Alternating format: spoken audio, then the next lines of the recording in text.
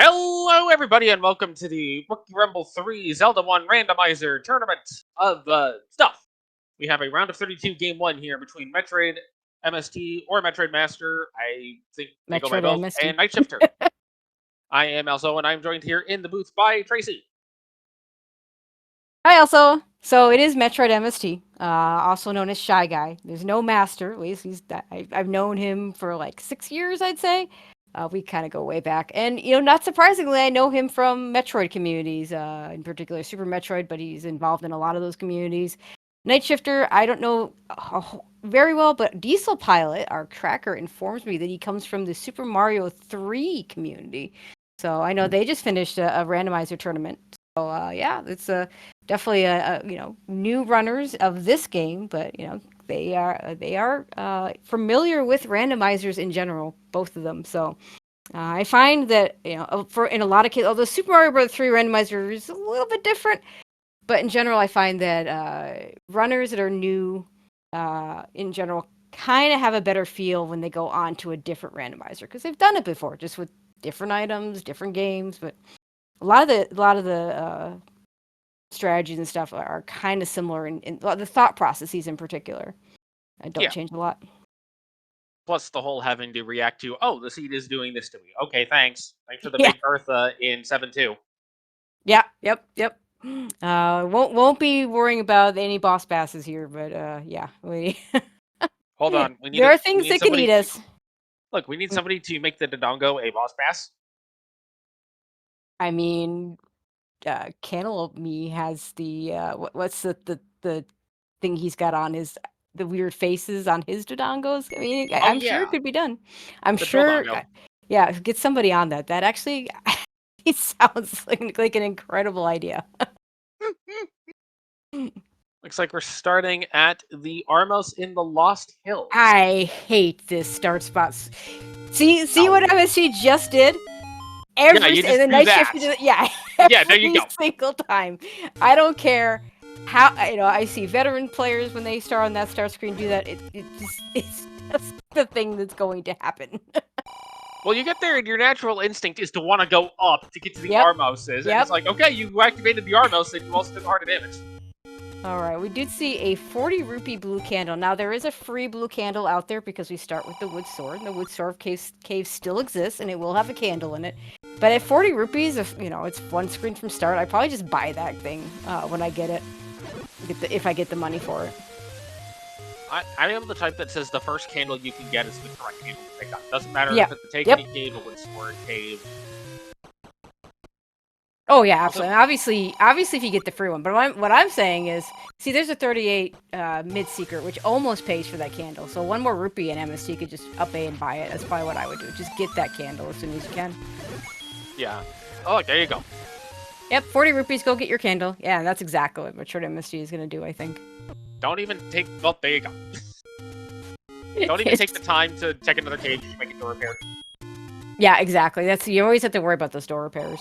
Now, most of the time you can up A out of a door repair before it takes your money. Now, every once in a while you get one of those really short messages that goes with the door repair, and you're not quite gonna be fast enough. I think my favorite is when it just says "ha," and then you lose your money. That's a good one. Or KWEH, or whatever that one. Quit. Yeah, that one. Apparently, is Chocobo speak. Yeah, but not Final Fantasy IV, I don't think, because that's the game I played. All right, another 38 mid secret. I love when the mid secret rolls up this high. It's so good. That really informs your money. I mean, even if I'll take this over like a huge large secret and a 25 mid secret any day, because those large secrets sometimes they overfill anyway. You don't get the full use of them. So what we're seeing here is a level 2 find, an immediate leaving of level 2 because there's no keys. No keys. I mean, we have bombs. We could try and bomb the walls. I don't think it's worth it without a map. This early, those bombs are just too valuable for other things. Especially given it's level 2. If it was level 3 or 4, I could see it, because they don't tend to be as linear, but 2s have one of two shapes. Either they're a box or they're a straight line. Yeah, it's pretty common. And it's close to start, so we can get back here anytime we want. Yep. Curious if any... Oh. Wizrobes on the overworld. So 111 for a key. Yeah. Let's hope the cheap key rolled decently, because that's a lot. Well, we know that one's going to be the expensive key, and not going to Yeah. go check the Lost Hills level 5 spot just yet. Gotta check the waterfall first. And the Wizrobes, on the overworld does mean we have easier dungeon enemies, but yeah, of course it means lots of death and destruction on that overworld. Well, the way I say it is, the dungeons will be easy, but you have to get them. Yeah, that's fair. Now, me personally, I'd rather have harder time getting there, because there's a lot more running around and skipping things on the overworld. There's our Take Any. We're gonna get a heart now. Why does the Take Any guy want to find out about my warranty? I don't know.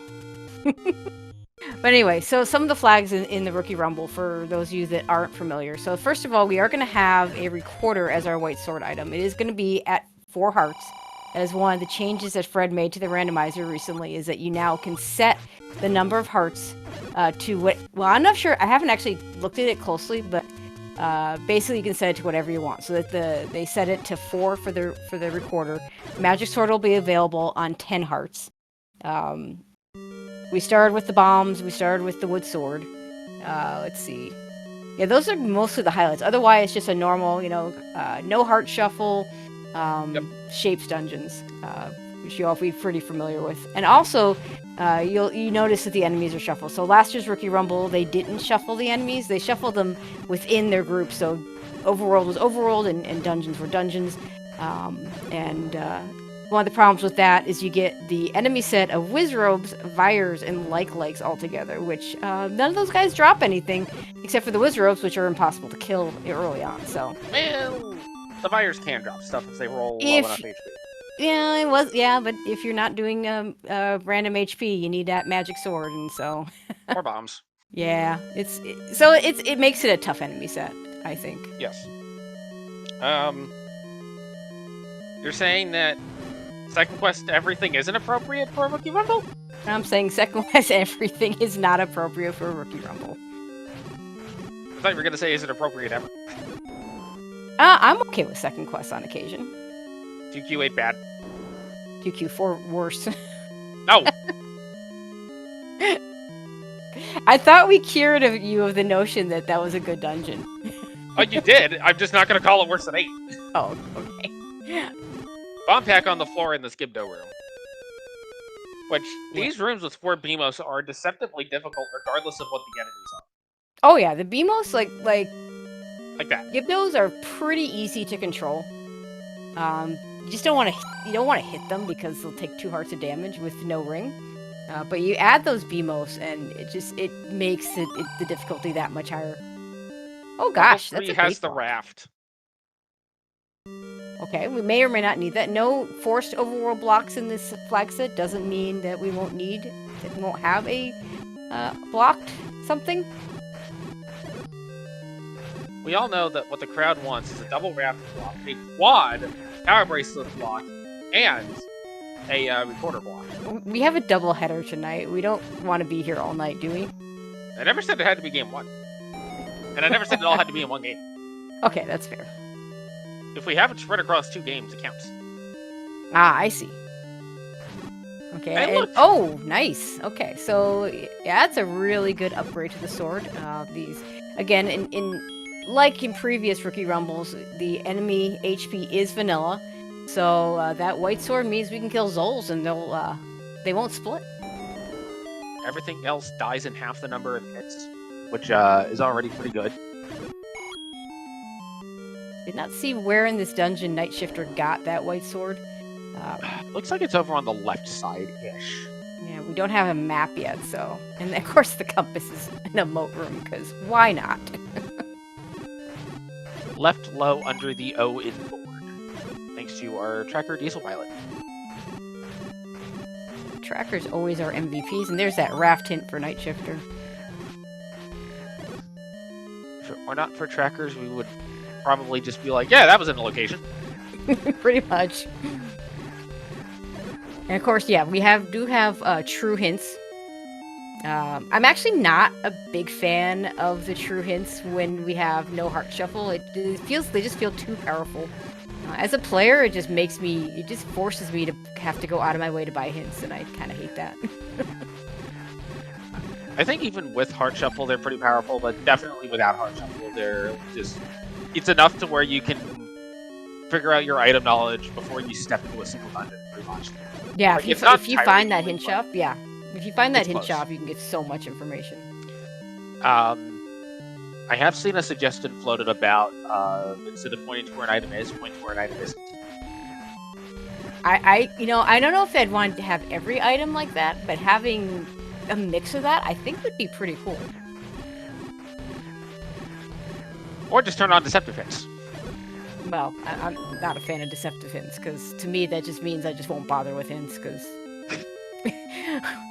I get the information. Oh, there's our map, and that looks very much like a very typical 6. That's a big 6. Yeah. It almost is a perfect cone shape. Yeah. Except it's a thick cone. There's that little eyeball there at the top. Okay, what Metroid enemy is this guy? I don't know. Too square for anything. That could be an asteroid enemy. I mean, But even that. MetroidMst is one of those few people that loves Nestroid. Now, personally, I like Nestroid, the original Metroid as well, but there are a lot of people that really don't like it. They're wrong, but you know. I mean, I'm sitting over here debating learning Metroid 2. So. Metroid 2 is a good game. I'm gonna call this the fake crane. Okay. Nice deep where boosting each of those little spiky bits is just the belly spikes that are actually attached to his head. Alright, some nice deboosting from the bubbles from MST. This room can drop, so you might have to come back and kill these enemies at some point, but for now we're just gonna avoid them. It looks like we're gonna kill a couple. But also, I don't blame him for not doing this. With these bubbles, it's just really hard to keep your sword long enough. You know, as much as we hate red bubbles in 2Q, these bubbles are almost as bad. Well, a thing that I learned recently is that if you play the recorder, the bubble timer still goes while the recorder is playing. Right. Yep, that's right. So you can just whistle away the bubble curse. Yeah, with the regular bubbles. Too bad that doesn't work on the red ones. I mean, out of all the possible options, that's the room you're not doing. Yeah, no, just walk away. Nothing will drop on that side. If this were 2Q, then you'd have to worry about that. This is not. You don't have to worry about that. Unfortunately, MSD did take a bop. 2 hearts of damage there. Yeah, that's the trouble with left compass as well. They hurt. And both runners are running through this without a compass. They know where the compass is, but they can't get it. MetroidMst is a bit far away from the white sword, though. That could pose some problems. But there's a Triforce for Nightshifter, guarded by Left Mola. Just take it. You don't need to kill those guys. Oh, I mean, I can certainly understand wanting to get the number of Lame Mola segments down so that you have an easier time to get over there. Oh, for sure. Yeah, you don't want to take a hit, but you don't need to kill it. Certainly don't need to kill it. Right. And Nightshifter is going to be our first runner on the board, having a faster 6 so far than MetroidMst. This is if you're on Team Nightshifter, this is a good sign. Let's see. Nightshifter leaving with 3 keys. MSC now has. We'll just grab a 4th key. We're probably just going to open this door. Yep. Unfortunately, can't. Yeah, just leave. I mean, nope. that room can drop, but it won't be on the T. You don't have a lyre to get it, and fighting a Patra on a T room with this health. Yeah, no, just no. You could do it. I mean, yeah, you could. That's a lot of coverage of this dungeon. This is one of those things where the early sword changes the way you play this, because neither one of these runners would have still been in this dungeon if they didn't have their sword yet. Just up A out of this. Yeah. This is one of those things where I think a veteran player is just going to say, I'm not going to survive this anyway. There's no point. And you can't go over the river, and I mean you could try. I could see trying to bomb all the way to the left. Yeah. But if you're gonna do that, you're probably just gonna candle boost past the light and drop the bomb, or you don't die. Yeah, and then if the bomb doesn't go, bomb doesn't go off, then you just up A to start again. Yep. Now this is gonna put MetroidMst back closer to the direction of the light sword, and I actually like this play a lot from Nightshifter to say, okay, I've got some keys now. I'm gonna go to 2. Me too. Me too. This should have the map. This better have the map, because otherwise you're playing find the bomb hole. And this is kind of one of those experience things. He's bombing now instead of waiting to see if he gets that map, because the room doesn't have to go off of here. It could have been off the. But no map. It didn't drop the map, so it wouldn't have mattered. Ooh. So here's one of the things that I actually could see being a reason to go ahead and bomb early. If you get a bomb drop while you're clearing that room, also Nightshifter picked up a magic. Well, there we go. I told you guys, we might be seeing some big shields today. I know MST is always after me to get the big shield. Unfortunately, he's going to leave this 6, it looks like, and give up on it. He might also take those 3 keys over to level 2. And oh boy, wow, that's a bow on the floor. This is, it's kind of interesting, though, that the game is expecting you to go this way to get around that atrium, but I think they're actually pair blocked. Yeah. Yeah, so the ladder block, the game will only make you go through the atrium in the one spot where the ladder goes over. Yeah, there's not a lot. And without the map, so MSC's gonna have the same issue. Yep. But also, I think at this point, if you're Nightshifter, you probably just leave this level unless you're going to gamble on there being a push block segment in this room. I like leaving because you got the item. There's a heart out there somewhere, which you'd like to have. In fact, there it is. And now that won't push. Yeah. But once you have the item, you can come back with your ladder and get your... And here's the thing. Even if you can get the Triforce out of that Pulse Voice room, do you really want to fight a Pulse Voice with just Light Sword? Or do you want to say, yeah, I got a bow, I'm just going to get arrows? Yeah, exactly.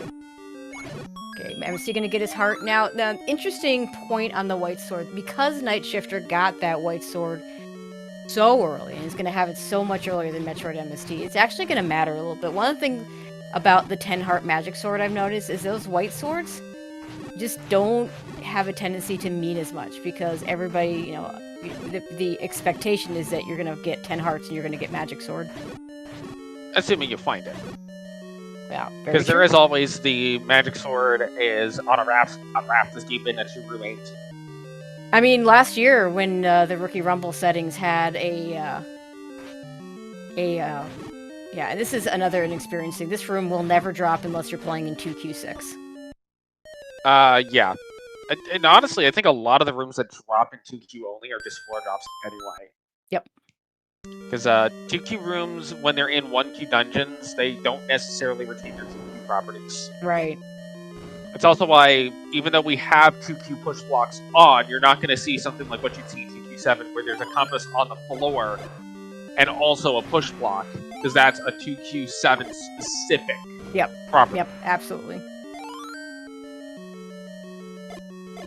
But it is important to keep the 2Q rooms in mind because, well, I mean, the easiest way to do it is just if there are blocks in the center low, push the one that's left. Yep.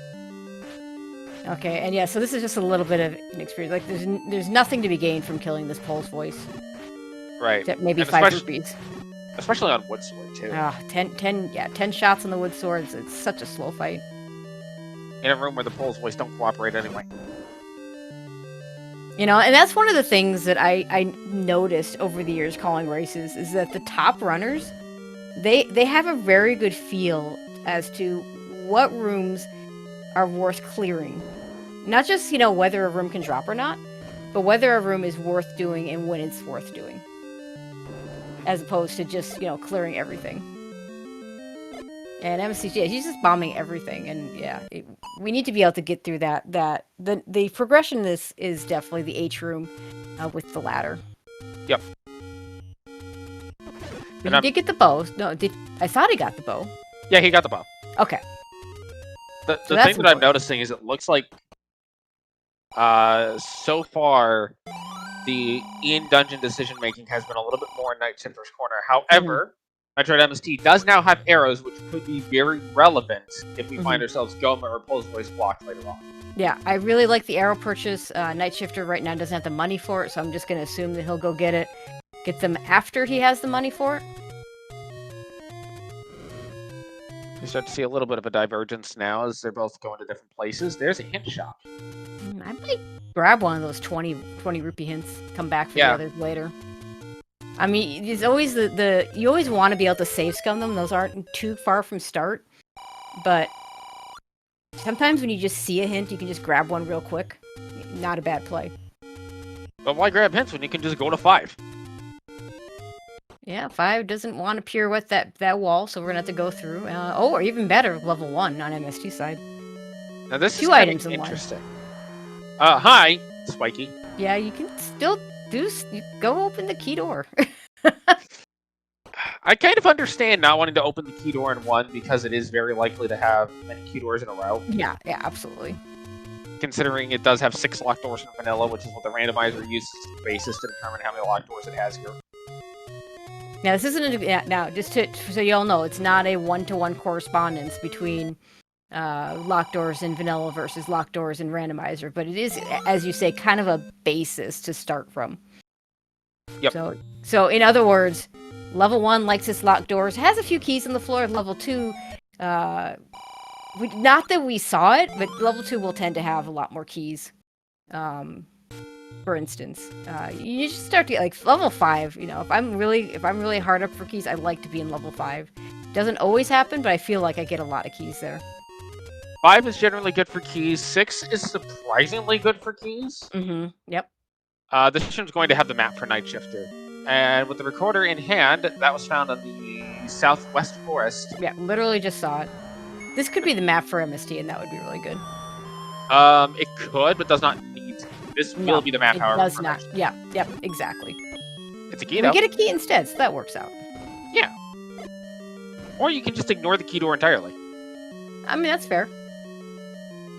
Although I bet you the key door has the map behind it. But you know what MST has that Nightshifter doesn't have that's going to make this a lot better? Arrows? Yep. They both are in Poe's voice dungeons, and only one of them has arrows. And unless this is segmented, it is, well, that's... Alright. You know what they say? If buying the arrows leads to the silvers, you'll buy arrows in every single season. I know. I wouldn't feel too bad about it. You did get to kill those Poe's voice a lot quicker with the regular arrows than you would have with the in his case in particular with that wood sword. But now there's a reasonable chance that Nightshifter, who is in a segmented 5, by the way. So the top half of this 5 is like a mask. If you're looking at it where the person's facing the left. Okay. And the bottom piece, I guess, is the mouth guard. Okay. Well, here we are in another Poe's voice room, and this room right here can drop. Now, I'm not sure I'd kill it. I'd probably check the transport or the staircase first, see what's there. There's a compass for MetroidMst. Just because I want to go to that door to the south. And here's the thing. Yes, the arrows would make this significantly faster. To Nightshifter's credit, though, anything that isn't immune to arrows, rather, is going to be faster for Nightshifter to do, like the Dark Nuts, the Wish Road. Yeah, I mean, still got that white sword advantage. MST leaving level 1 with the silvers is not going to dig out the second item. And level 5 has decided to just be the bunny and boy. Yeah, this dungeon in particular is just gonna be so much faster for MetroidMst. But yeah, when we find wherever those dark nuts are, yeah, that's advantage Nightshifter for sure. Okay, so how much are we going to be charged to use the bathrooms for?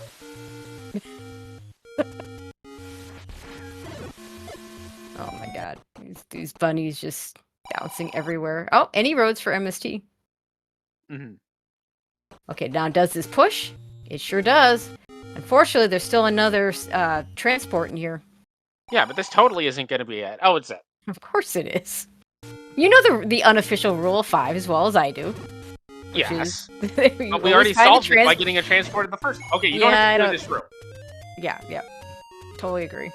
And you can ignore this room entirely if you want. I could see wanting to go ahead and clear this to say, okay, do I need to come back with a ladder or not? Because if you do, you might be inclined to just start skipping any room that you can clear. Unless it's a stair room. I mean, once you know where the Triforce is, you don't need to clear rooms. Except for keys. I mean, it's reasonable to clear rooms for keys. This won't have a key. Or, sorry, I shouldn't say that. I should say, if this has a key, we're probably never getting it. That's the better way to put it. It's got bombs. That would be really nice, because Nightshifter has none, but sadly he can't pick them up. The other thing I could see Nightshifter... Well, there you go. Okay, there's the compass. Now I think you just focus on rooms with stairs if you're going to clear rooms. Totally agree. MetroidMst is going to go ahead and do East Death Mountain while here, thanks to the any roads. You know, when any road spits me out in Death Mountain, I want to do whatever I can in that area. You know, we haven't seen the Armos item yet, I don't think. You're right, we haven't. And I think it's going to be a Death Armos. Nightshifter's going to spend their last key. Will it be worth it? Speaking of Darknuts, we found them. There they are. So when he went up, he used a key to get up into what we knew was the Triforce room. But we're still looking for an item. I would have gone around, see if I can work my way around and not use the key. In the meantime, that also gets you 2 other rooms to the left under the A. If you go to the left under the A, he might have been able to get around. Might not have been. Well, they came from that direction. Is that where I thought the transport was a couple... Maybe not. No, the transport... the first transport from that bottom section up to here is below that O. Like, it's the bottommost room. I gotcha. And I could see trying to bomb around the second key door, but honestly, 5, there's so few rooms left for Nightshifter to go through. The lack of bombs are going to be the biggest concern right now. Zero bombs not good. Yeah.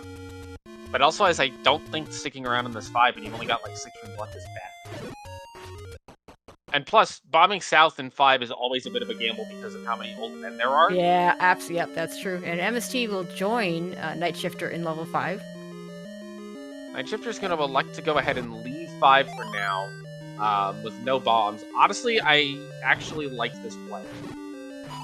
I might would have preferred to have gotten the Triforce, but at that point, he's got to walk all the way back and clear that room again. Yeah, absolutely. Probably not worth it. You know where the Triforce is.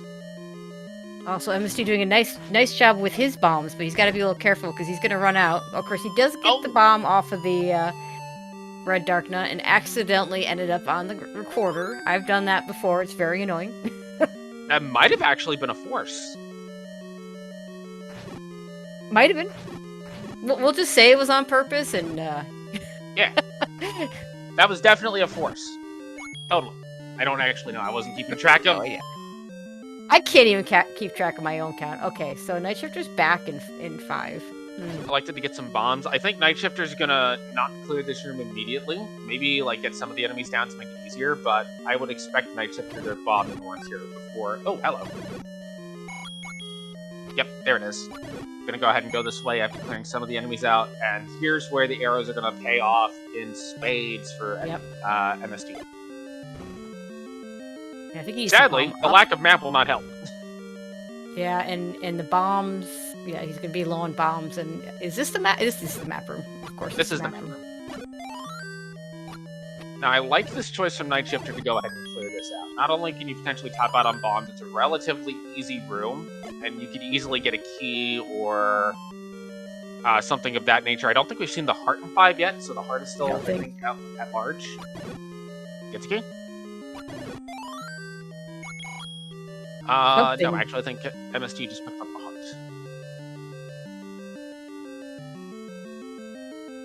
There's the other transport. He'll see it. I think Yeah, he's it's going to like clear he's- this room out and like to go south first. Yeah, for him, it's not gonna. Just doesn't take long for him to clear this room out. But when MST gets to say the room that, well, I guess Nightshifters, this is the room to get you to the other half of the dungeon. Yes, and I don't actually think any of these Pulse Voice rooms are required for shutter doors to get back up towards the Triforce. No, I don't think so. So, one note: so the Nightshifter was trying to stab down through the blocks. You can only stab up through the blocks. Don't ask me why. It works that way. It's really nice to be able to get underneath the dark nuts in that situation. Mm-hmm.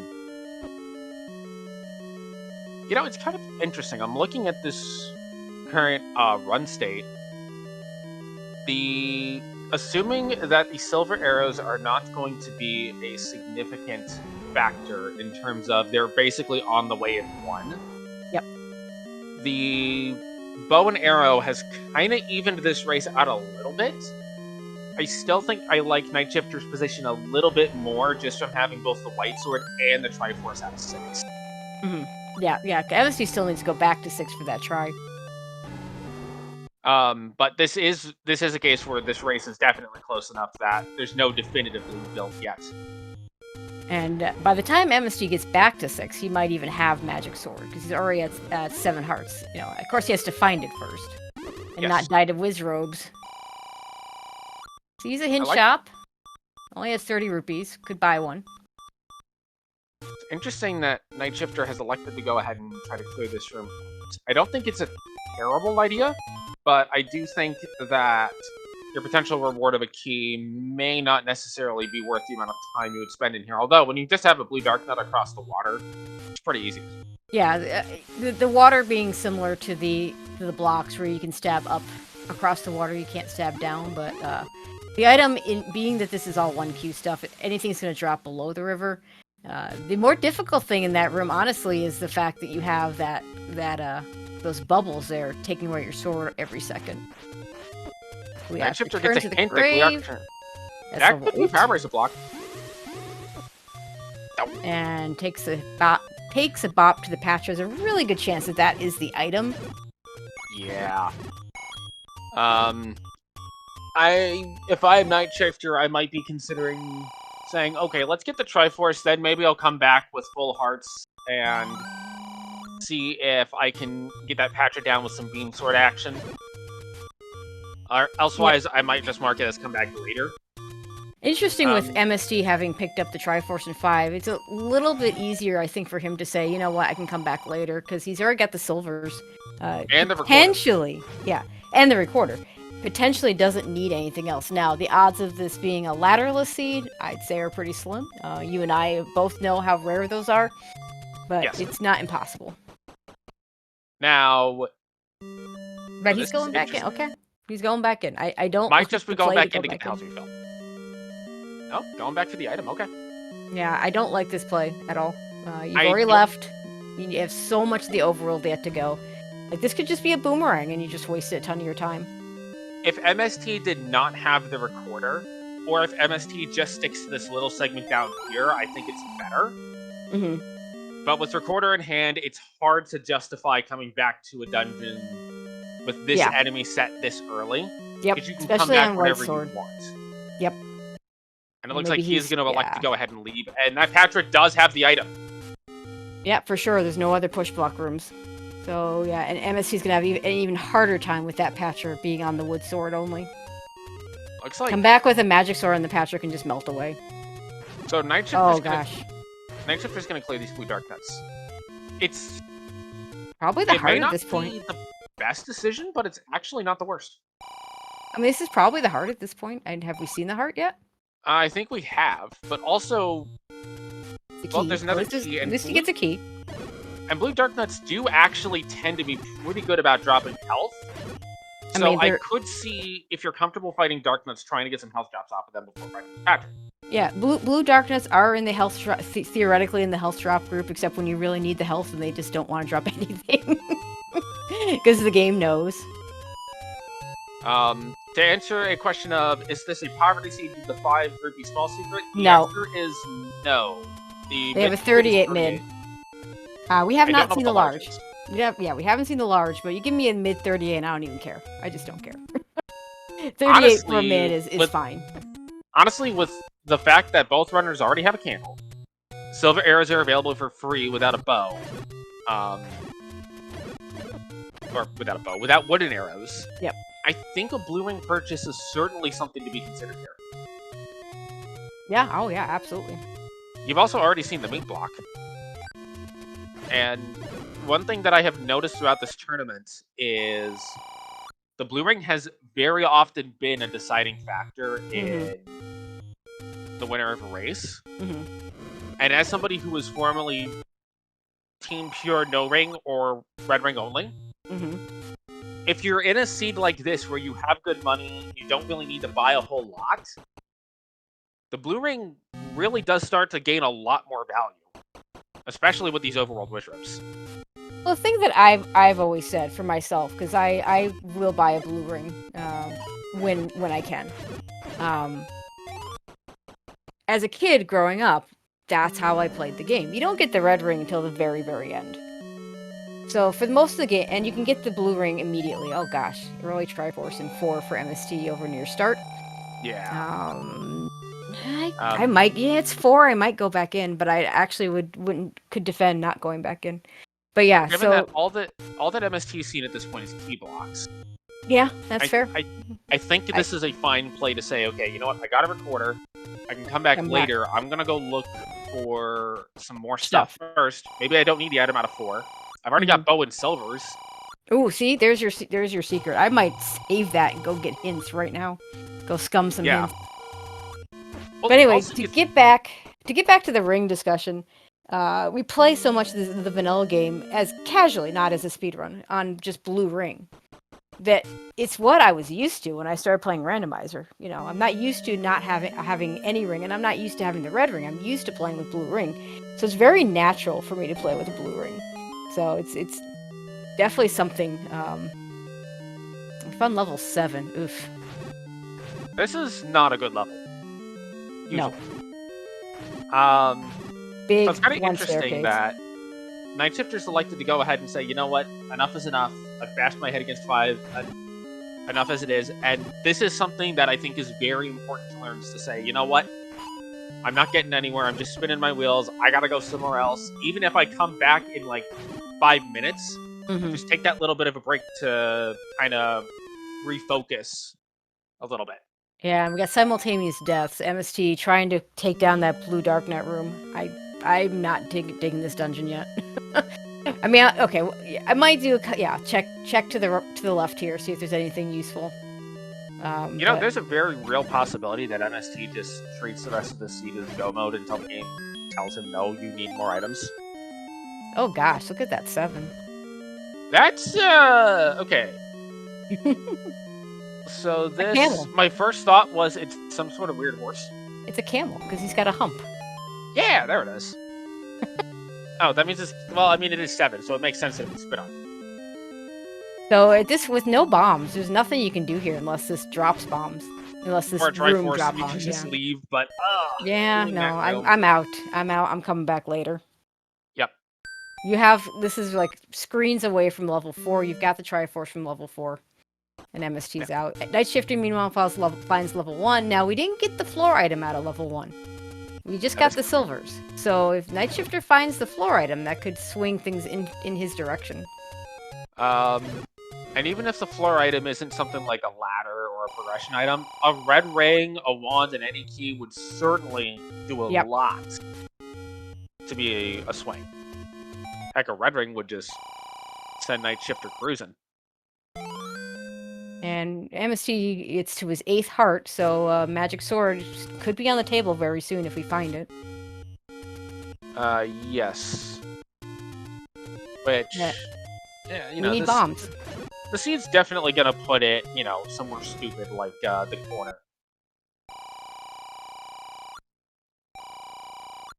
Oh, there's another large secret. Now I'm saving for sure, and I'm going and getting those hints right now. I think I'm saving buying the hints, followed by getting 10 rupees and getting like 10, 15 rupees and getting a blue ring. Yeah, I think that's a great call. I do like this call here, though, to go ahead and clear these wizards, because this is a pretty easy screen to clear them on, all things considered. And they're bomb droppers. Yeah, they're bomb droppers. That's exactly why you want to clear them. See, there you go. And that's something you do want to keep in mind when you're playing these seeds, is what can drop bombs and what can't.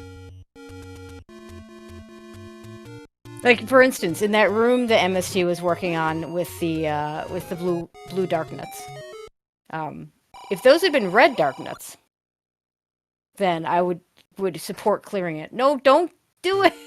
Don't buy the shield before. Just stabbing it. Just stabbing it. First of all, it's the expensive one. Second of all, you have almost blue ring money, and third of all, you have hints to buy. So it looks like the Triforce is up near the top of this little mini trident. Or I guess duo. Yeah, and this is why you want to spend your money, because this is why I was talking about how the mid secret is the one I like to have high, and I don't care. Like, he just left 100 rupees on the table by grabbing that large secret. Yep. I like this play from Nightshifter to say, you know what, the Triforce is there, but I'm going to keep going. Yeah, well, I don't think MST ever got the map, so nope. That was key blocked. It's so much easier to make that call when you have the map, because you know where to go. So it's kind of interesting that even though MST is a little bit further ahead on the Triforce counts, well, the Triforce in 4 was very easy to get, so that's almost irrelevant. Triforce in 5, Nightshifter knows where it is, just would like to get the item out of 5 as well. There's a power bracelet. That's TBD. We don't know if we need that. If that power bracelet leads to a dungeon, that's huge for Nightshifter. If it doesn't... We know that 8 is by the grave. I don't know if Nightshifter knows that. That's true. It might be the power bracelet spot. I'm not sure we've seen every spot there. I know we've seen the one spot that's near an any road. I don't know how much of the actual grave itself we've seen.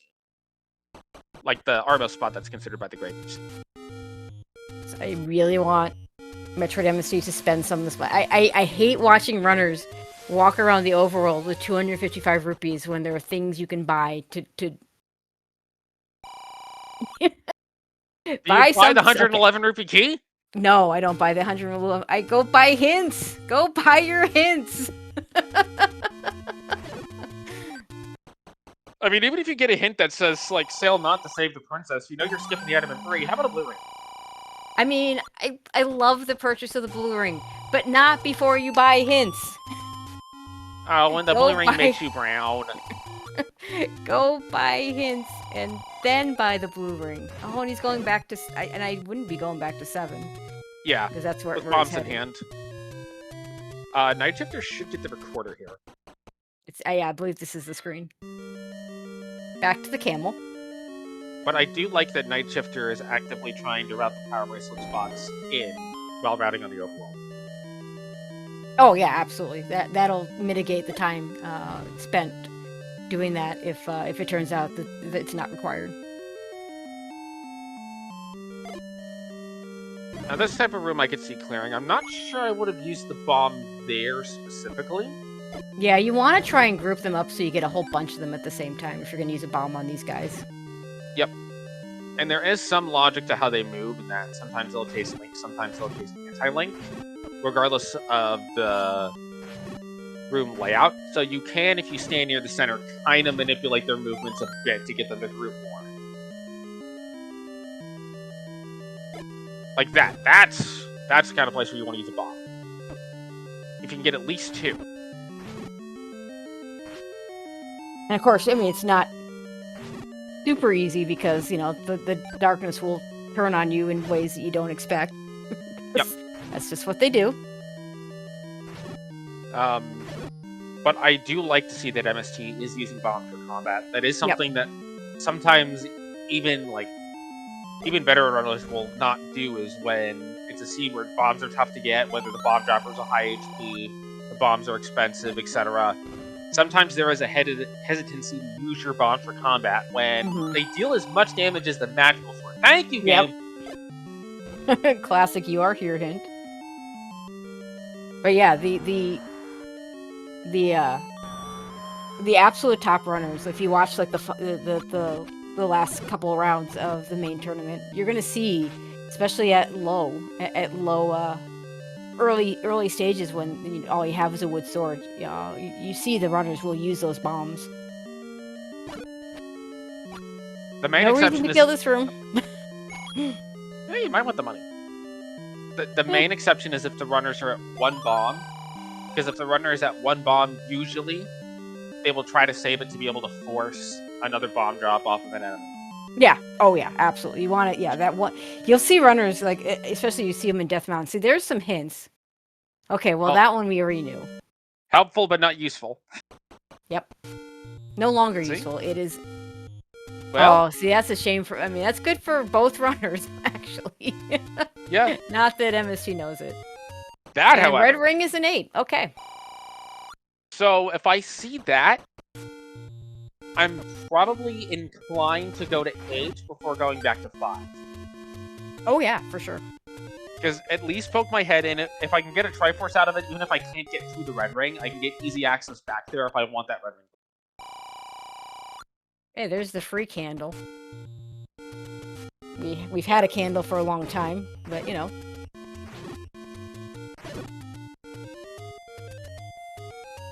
Well, sometimes the free candle is like this. It just comes in so late. Yeah, it's hard to commit to the free candle. How about a nickel? Yeah, money-wise, MST having... I think he's seen all 3 large secrets already, so... Yep. Oh, Wanda... Oh, see? And this is why you do your Armos early. How good would it have been to have that wand? If 44 minutes in, you're getting your wand. How good would it have had that wand like 5-10 minutes in? Yeah, that's one of those catch-22s is, with this flag set, it kind of wants you to not... Or kind of wants you to start pushing dungeons ASAP. Yeah. That's one thing I don't like about the sword start, right? Because, you know, when you don't have a sword, those Armor spots could also be your sword. Pick that up, please. The Armor items could have a sword, so you're kind of killing 2 birds with 1 stone when you're checking those locations. Plus, you're getting all the locations around the Armors, because most of them are near other locations that could have your wood sword. So, I'm a big fan of prioritizing that. And it's like, I have a wood sword. I see a dungeon. I can do a dungeon. Surely that's not going to be, you know, my Armos item is not going to be that important. White sword. On white sword, yeah, exactly. Red ring. It does even up the combat advantage that Nightshifter had. With Wizrobes on the overworld, the wand's going to kill everything in dungeons that we care to kill. And there's level 3. Yeah, we knew this was in the Deadwoods. It's got one of my favorite palettes, this kind of pretty pink palette. Pinky purple. I am secretly hoping that SG Live does not have a wood sword start. I'm hoping that SG Live doesn't have a guaranteed or a wood sword cap. But to be fair, I have started playing the SG Live 2023 flag set. Wood sword cap is difficult. It is. It's kind of fun though in ways. I think it's something that is good to be able to have in your back pocket. Yes. Where the white sword is a 9 and the wand is also a 9. Yep. I totally agree. Totally agree. But certainly not necessary if you're just starting out. I say if you're just starting out, use what the game gives you and roll with it. Yeah. Nightshifter's going to have a little bit of a slower 4, which, to be fair, anything longer than 2 rooms is literally a slower 4, but the item is right here. Oh my god. So if he stuck around for a few more rooms, now we'll find out if this is any good. It looks like Nightshifter, not a block clipper, so he's going to go ahead and kill everything. It's a book. Book is not really bad. Nice. Yeah, that's a good item. It's a really good item, but it's not an item. It's not a game-changing item necessarily, unless we get some really trolly shaped dungeons and a map not available for MetroidMst. I don't know if we have a segmented 9 and the map of 9 is in the segment. Oh no, you're you know yeah. Like I said, a really trolly shape. Although we've seen where all the dungeons are now. Wait. No, we haven't seen the physical location of where 8 is, but we know 8 exists in the grave, and it's not a Yes. power racing spot. So MST will find where it is. So no Death Mountain. We may not find Magic Sword because we are running out of place. Like you say, we have most of our dungeon knowledge. And huge bomb pack for MST. This death actually could be very good for Nightshifter. Yeah, having already found the item, if he walks up, I think it's like one room, 2 rooms. It's right here. Gonna see the Triforce say, okay, cool. No, he's not. Interesting. Is he looking for the heart? I guess he's looking for the heart, but I'm sorry, I don't think we're finding Magic Sword today. I mean, unless you look for it. No feat of strength does not include Magic Sword, for instance. Could be under the power bracelet. If you're looking for keys in like one room, I would not spend a key on this door, and I would leave right after this. Going to one room to look for like a key or something is fine, I think, because it's the same logic as the due diligence of I found a Triforce quick key and I'm going to check around it. And keys could very well matter. MST is down to 1. Yeah, no idea where the any key is yet. He does find the map. That's a tiny little region 3. Level 3, whatever. I like this from Nightshifter, using those silver arrows for combat. Yes, it's going to cost you some money, but... Okay, so, that room the MST was in only drops in 4. Can be a push block, but we've already got the item out of level 3, so there really wasn't any reason to clear that room. Correct. Nightshifter's going to get the map of 7. Which he already has. Yeah, but, the game doesn't know that. The game doesn't delete the maps as soon as you get the board. Thank God. I mean, I'd be worried they would delete the maps by accident. You gotta grab that 1 rupee. No rupees left behind. Well, considering MST doesn't have any keys, that 1 rupee might be the difference between buying a key and not. Yeah, it's possible. At 39 rupees, like that. I mean, that's the downside of the blue ring purchase. But I go back to picking up money when you're already topped out at the high mid 200s or higher 200s.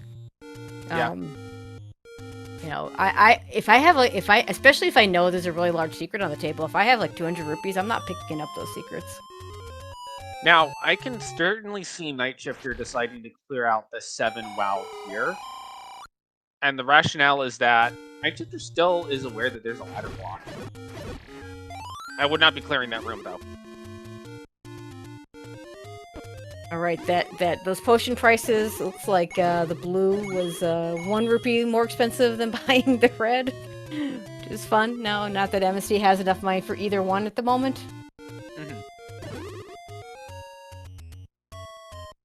And one routing efficiency that I'm going to point out. So, MST cleared out all the top of the Deadwoods, and now it's coming down to this bottom. I'd like to do this bottom loop into the Lost Woods and then clear the top part of the Deadwoods. It's probably seconds difference, but... There's one thing that I'm seeing that's actually kind of shocking me in its effectiveness. Nightshifter's making incredibly good use of this magical shield to avoid BMO's fire. Yep, I mean, that's kind of what it does. And to me, the thing that makes it notable is, like, because I very rarely get the magic shield, usually I'm just actively trying to avoid the BMO's fire as much as possible, so I don't even think about trying to block it. Oh, yeah, absolutely. Nightshifter takes a death in level 7 to a Pulse Voice, but is going to keep persevering. MST's on the path towards level 8. And get that red ring. If there's a Triforce 2 rooms into 8, I think MST's in. It's not going to be here, because no feat of strength. For anybody watching, that is considered a feat of strength. It is our magic sword, and he's 1 heart short. Aww. Do you dig level 8? See it for our heart? I mean, I think we have Takenis left. We do, but they could all be on Death Mountain. They could. So this, I think, has to be level 8. I think we saw the other 2 spots. Could be the bomb spot. Oh, that's true. There's a hint shot. Oh, that's the other hint shot. I thought we saw 2 near start because the prices. I thought I misread the prices the second time. Yeah, can't afford any of those. If only you had money. Another Dig Dogger, which this could have a Triforce. There's level 8. Bright yellow with red accents.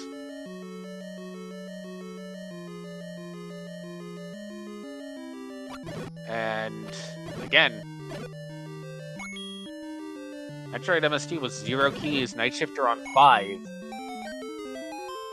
This is probably a immediate transport. stare. Oh, of course. Yep. Sometimes the rule of 5 likes to think it's in other dungeons. Well, okay. It's nice. This is a level so far. And a free ride back to start. Hey, you don't have to up A, so you keep your health. It's a win-win. I mean, to be fair, I don't think it's a bad strategy to just let that hand grab you if you want to go back to start. Now, I'm not sure he did want to go back to start. I like what Nightshifter did there. Not the death. The choice to start bombing out as many walls as possible before buying the bomb upgrade. Oh yeah, yeah. That's another one of those little optimizations that you'll see veteran runners do. You'll also see it if there's like a bomb pack on the floor. Even if the bomb pack would not put you to full bomb, even if like using all of your bombs would put you down to 1 bomb, you still would do it. I mean, muscle memory is a thing, so doing it the same way every time is useful. Ah, another key. As has been said, muscle memory is a heck of a drug. Alright, so one of the things that I think... well, now we're kind of in this, not necessarily through to Armani, but... both runners are kind of in a position where if either of them finds the ladder, ooh, that's sectioned off in 7 is that entire left side. So that's going to require a transport. How did you get there, though? These are both old men. Maybe you have to loop around from the other side. I actually think Nightshifter just missed a bomb wall in the bomb upgrade room. Maybe. Because Nightshifter's seen all that. Alright, that wand paying dividends for MetroidMst on the patcher there. Oh, thanks, dude. We found it. Found that. Level 9 is indeed. It's not just close to start. It is literally at the start spot. Look, Danon got tired of waiting for Link to find him, so he just went to Link's house. There you go. Your uncle is actually Danon. Oh, that's a different game. I don't think Link has an uncle in this one. Is it confirmed what Link's family is in Z1? I doubt it. Join the manual! Insert Batman transition theme here. Well, there's the Triforce in A's. I mean, yeah, I think Nightshifter is convinced they've missed a room, but I think they just missed a bomb. I mean, I think MST would be perfectly justified in taking that Triforce and leaving. He doesn't know that there's a red ring, and he's also already bought the blue ring. The red ring, as much as I love it, when I see a red ring and I haven't gotten a blue ring, I get excited. When I see a red ring and I already have the blue ring, it's kind of like, okay, I'll take that. Well, remember, MST knows that he's ladder blocked out of 2, so he's coming to a point where he can't necessarily afford to keep skipping items. Yeah, and that's a very good point.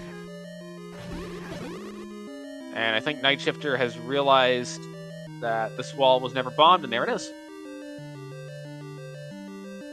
And he is getting good keys. Yeah, he's getting good keys in level 8, and yeah, this Dig Dogger's gonna have to die. But only one of the little mini Dig Doggers. Yeah, you can glitch it out like this. Block clip for MST leads to the red ring. Yeah, we knew that was there. He did not know that was there. Probably happy to see it. Oh, for sure. Again, probably would be happier to have seen it without having spent all that money on the blue ring. Would also probably have been happier to see a ladder. Yeah, that's very fair. Blue ring, honestly, for a lot of cases, is plenty enough defense. And Nightshifter is going to elect to leave 7. Gonna be honest, I think this is a perfectly fine decision to make. You know you can get back quickly. You know it's full of blue dark nuts. You know that the red ring is an 8. You could certainly say, yeah, I'm going to come back with red ring. Oh, for sure.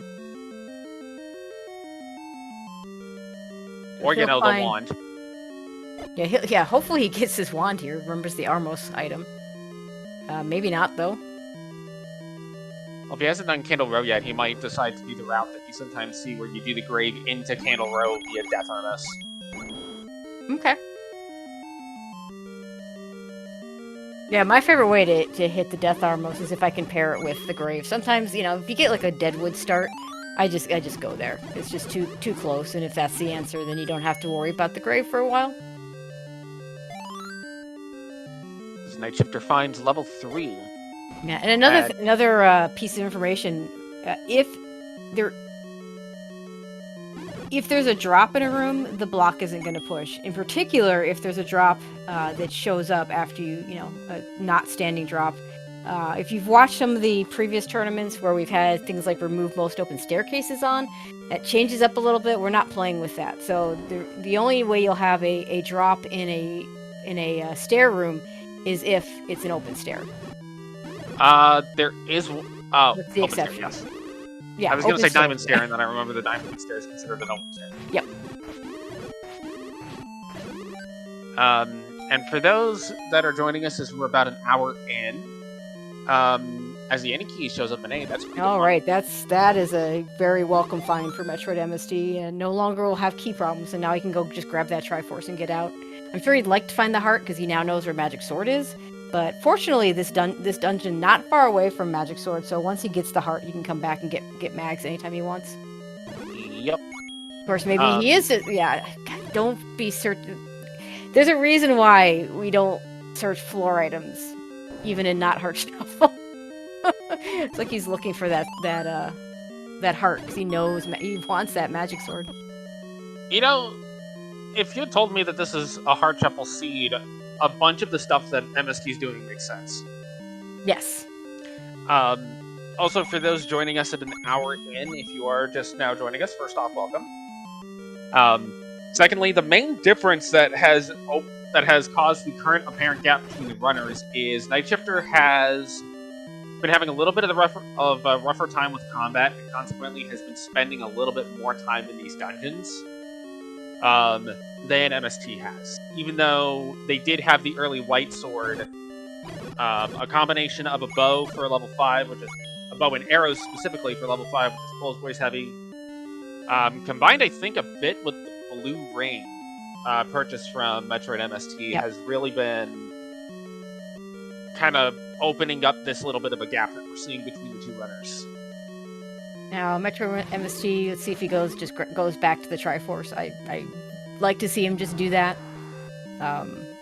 You will find there are other hearts to be had. Yeah. And you've got a recorder. Like, I don't know. Literally anything else, because 8's your biggest dungeon. You know? Yeah. If you're looking for a floor item, we joke about 6. I mean, sometimes 6 can be. To be fair, I have seen 6s that have been bigger than 9s. Yes. But still. 8's a big dungeon to be digging for any kind of item, and if a heart container just, ugh. There's other heart containers out there. Yep. And you guys out there might be thinking, how in the world could 6 be better than 8? It's a smaller level number. Well, levels 1 through 6 all share a 16 by 8 grid, and then levels 7 through 9 share a 16 by 8 grid.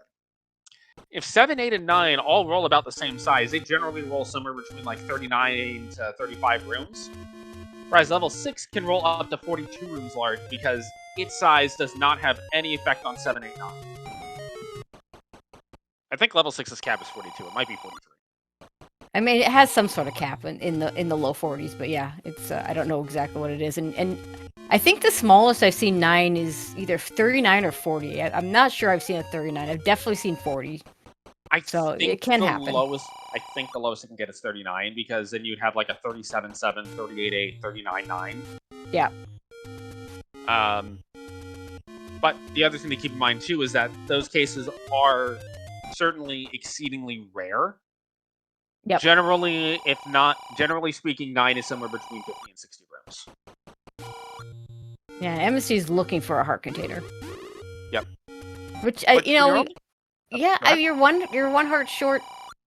This is one of the things I don't like about the 10 heart magic sword, because if this was just a normal 10 to 14, there's no way you do this.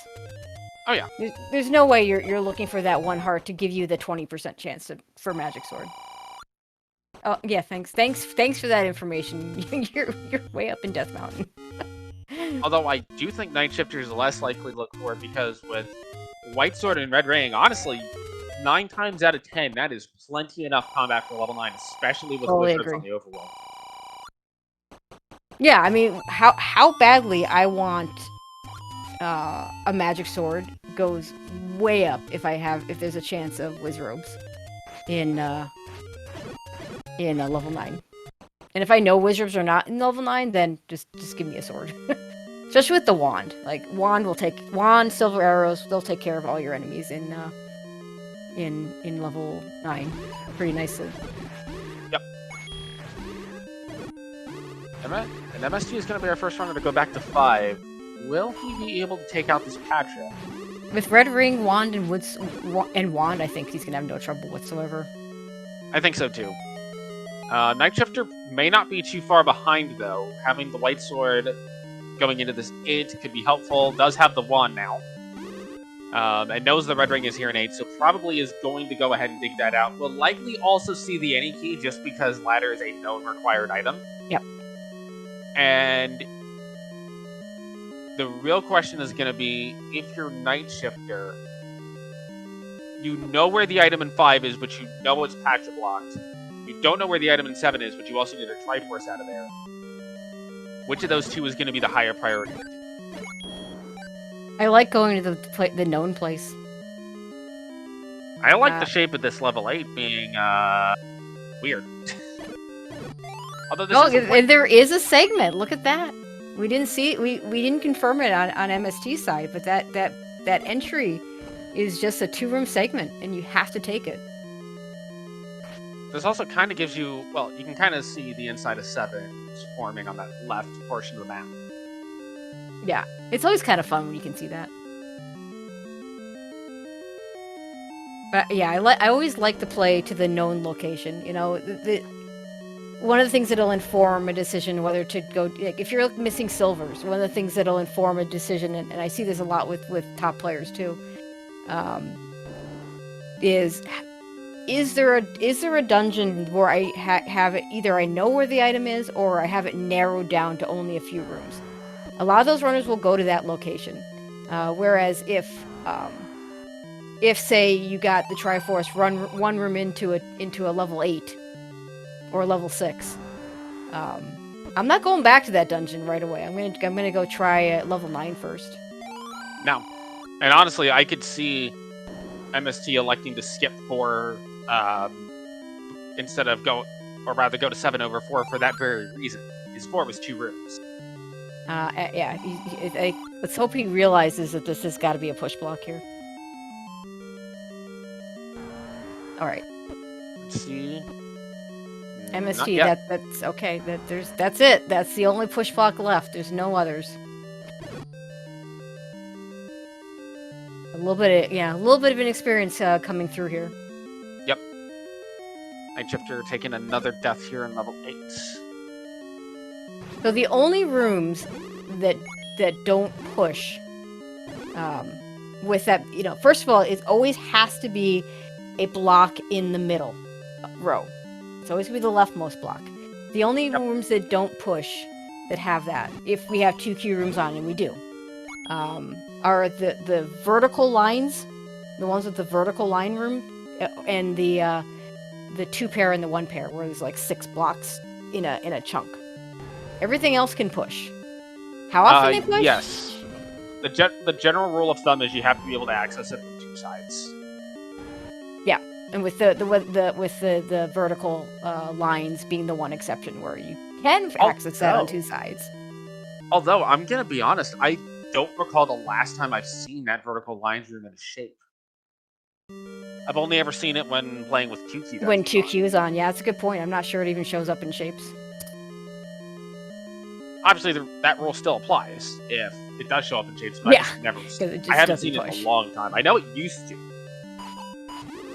Because when I first started playing this, the first thing I did was roll an all 2Q dungeon that had 3 items in level 2, and I was very confused. Nice. Wait, what? 3 items Yeah. level 2? 3 items in 2Q2. Wait, did you have like minor drop shuffle in there? This was free hard shuffle, free minor item shuffle. I think I just broke it. Because this was back when 2Q was like new functionality. Oh, okay, gotcha. I mean, And the randomizer, has gone through a lot of iterations. It's actually kind of cool to look back at some of the, like things like when, at one point we didn't have fast text. as for what it's worth, this was back in like 2017. I didn't know if it was a bug, so I didn't know where to report it because, well, I didn't know where you go to report bugs. I just saw the original tournament footage and like, I'm gonna try this.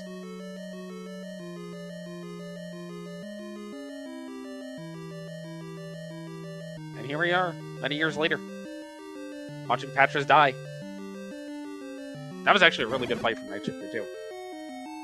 Yeah, unfortunately, all this extra exploration that MST is doing has also hurt his health by quite a bit. Yep. Gonna try this again, but this is just a transport. We've seen it.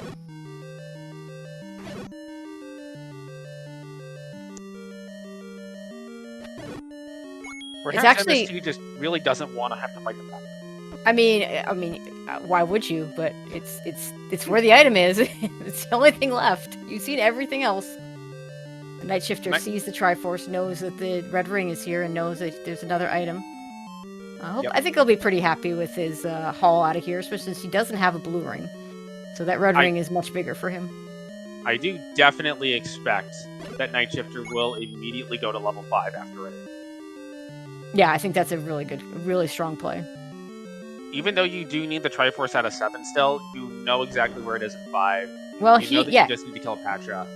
Well, and he knows he didn't get the Triforce out of 5, so he needs to do that anyway. So it just makes sense for him. That's right. Whereas MST, where I still like that he came back to level 5 before going into 7, it's a little more justifiable for him to just go into 7 because he's got this Triforce. Well, MST has also got to go to 6. Yep, that's true. He might be convinced that 6 is ladder blocked, which he wouldn't be that far off, but it is not. Okay, there we go. So remember how you were talking about the bubbles, the bubble curse? Yeah. So a similar thing can happen if you play the recorder on the Patra when it's expanding. Somehow the global timer still is going, and the Patra will stop expanding. And it won't stay stopped, but it'll go straight back to the. What did we get in there? We got something. Ladder in 5. Okay, we got the ladder in 5. Nice. Now, this is an interesting play from Nightshifter, electing to say, I got my red ring, I'm good. So, here's an interesting point. The coast has a heart. Yes. MST could go get the coast heart and get his magic sword.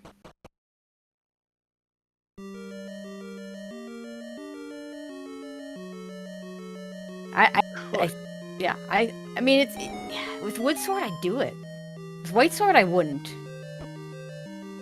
I might would have done it right after 5, though. I wouldn't have gone here first. No, same. I would have gone. Get my heart at the coast. Go grab my magic sword. I don't. Yeah, 5 is not that far away from the coast. You just go grab it there, and then you go back to. Then you can recorder to 8, which is a couple screens away from your magic sword, and now you have all the offense and all the defense. 2 isn't ladder blocked. Oh, that's interesting. Nightshifter electing to go for the 1 item 8 and then jump back over to 2 with the book in hand to have them back.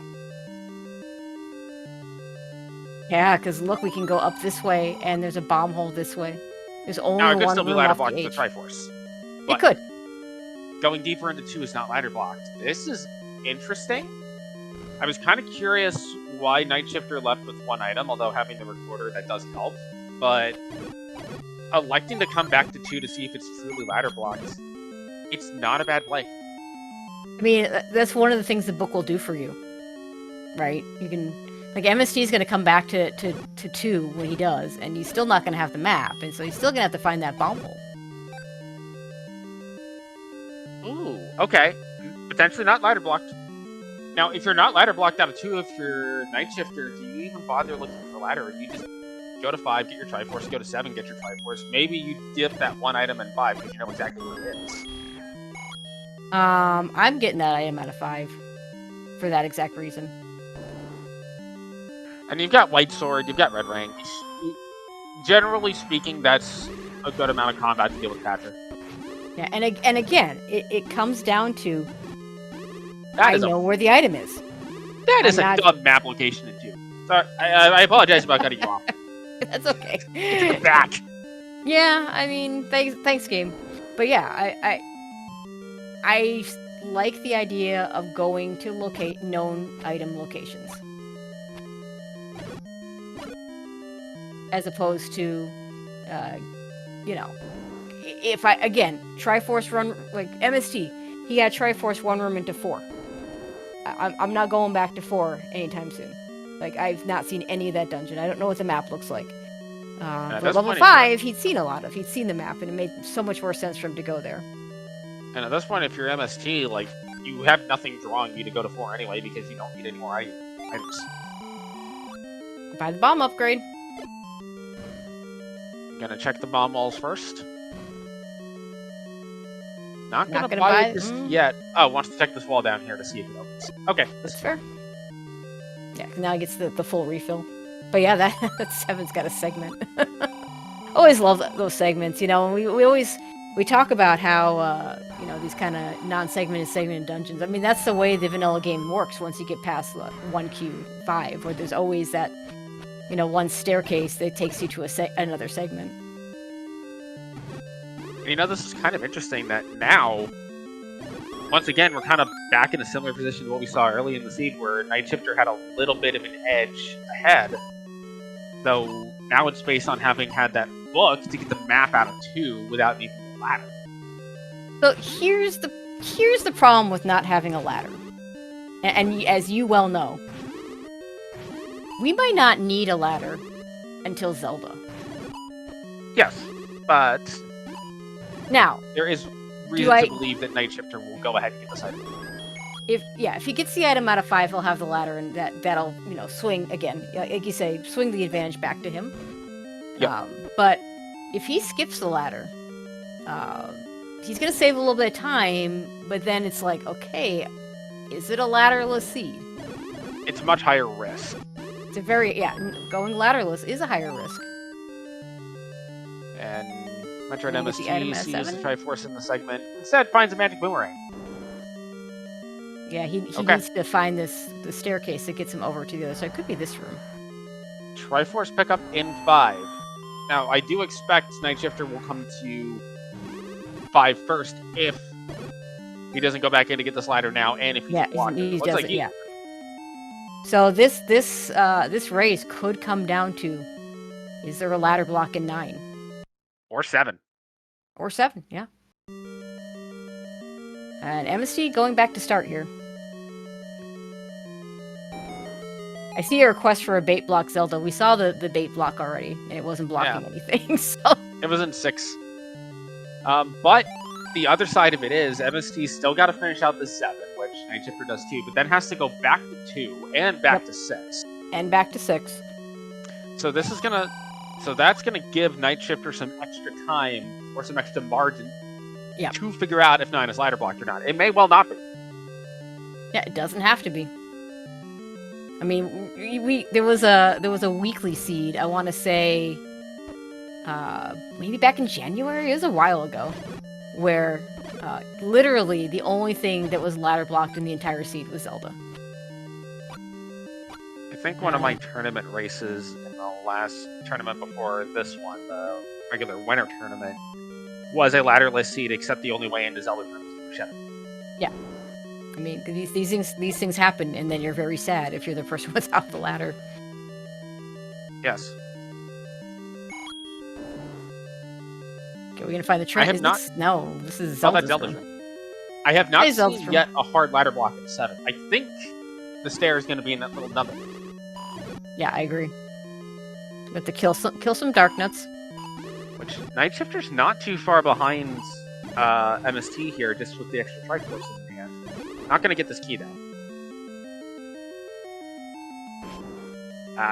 Also, there's nothing stopping 7's Triforce from being in a Chevy or a moat.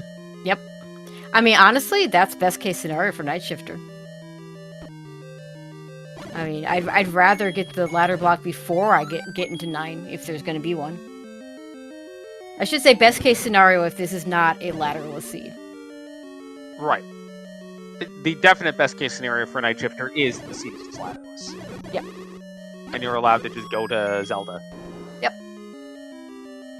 I like this. Gonna go check this little nubbin up here. Hey, there's that heart. Yep, there's your magic sword heart.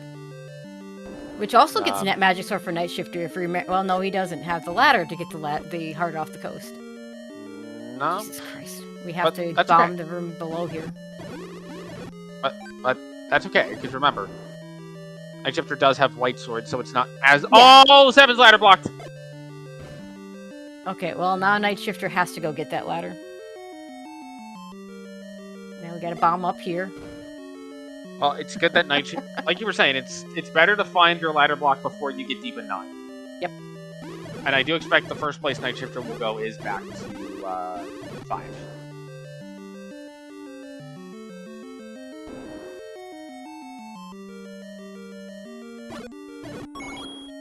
But this will buy MST some time to catch up. We could very well see a synced up 9 entry. That'd be cool. And actually, looking at this from Nightshifter's perspective, their options are go to 5 or go to 8.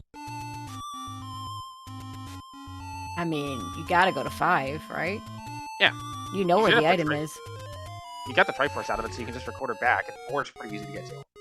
Yep, this is gonna be the Magic Sword pickup for MetroidMst. And then you go back to 6, and you go back to 2. Yep. Or you go back to 2 and you go back to 6, like, whichever order. Gonna be horribly disappointed in 2, though, when you go into that room and it leads to nothing. Yeah, he's gonna have to spend some bombs to figure out where to go. New category idea. First one to find Zelda's room. Regardless of if Zelda's in it. There you go. So with Magical Sword in hand, that's going to deal quadruple the damage the Wood Sword does. Looks like back to 2 first. Oh, nope. No, he's going to screen scroll. I kind of like the 2 first better. It's a shorter dungeon.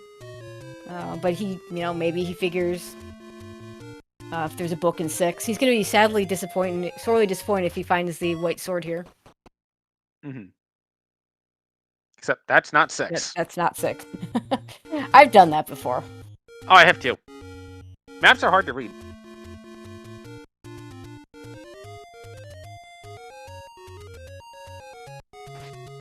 Alright, Nightshifter is going to get the bad news relatively soon. Also, we'll have to keep an eye on that key count for Nightshifter. 4 is pretty good, but it's not as good as all the keys. And MST has seen a lot of this level. Yeah, yes, he has. So, Shifter will lose some time. Wasn't the compass? Didn't we see a compass in a moat room? For 6, yes. So hopefully he remembers where that is. So pretty certain MST is a paper tracker.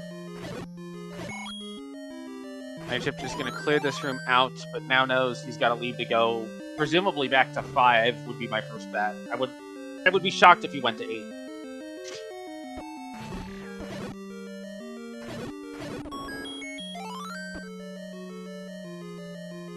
If I remember correctly, the Triforce was somewhere up in the northeast corner?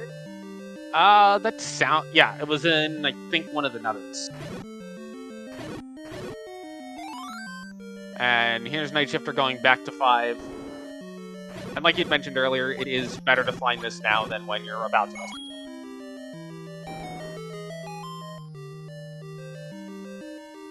Zelda. This should still be pretty close entry into 9, even with having to come back and get this, redo a little bit of 7.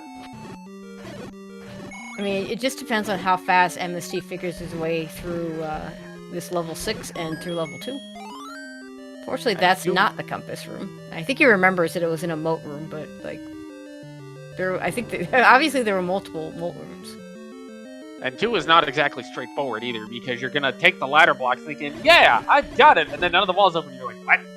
Yep, exactly. Fortunately, we got 11 bombs. Yeah. Or 11 bombs max, I should say. Also, fortunately, we don't. Rookie Rumbles never play with muggers, so we're not gonna lose any of them either. Oh no. Oh no. Don't do this room. Don't do this. This doesn't drop on the side unless, again, it's another. The 2Q drop is on the left side, but this isn't 2Q. And you can always come in from the top side to get to that center portion, and then just plonk away at the landmillas with your arrows or your wand or your sword beams or whatever you have. I mean, wand fire was made for landmos. Oh yes. I'm convinced, like that's the best enemy to use. The wand with the book on. Yeah. Anytime it is said that the wand fire is nothing but a detriment, I always bring up landmillas because it's just so good. I mean, if the book doesn't do anything else, I'm not picking it up, right? Oh yeah. But except for this patcher the Nightshifter is doing, that's the only time I really have trouble with the wand fire. Wand fire is really good on these likes. It's really good on fires. There's Gibdos. A lot of Gibdos, really good on Gibdos, because it just kind of because you're doing wand damage, but the fire is still doing damage while you're doing the wand damage. It's this is unfortunate that. If Link were immune to his own fire, I'm picking up the book in every single. I mean, play Link to the Past, and then Link gets hurt by bombs instead of flames. Yeah, but to be fair, if Link got hurt by bombs in this game, that would be very bad. Yes, that's 2 hearts of damage. Okay, it looks like Nightshifter is going to elect to go ahead and pick up the magical sword also. Yeah, I like it. You can't pick up the recorder whirlwind will not pick you up while you have iframes. A fun fact: there is an Oko mod that exists that causes the whirlwind to kill you. Really? Because it counts as taking a hit. Nice.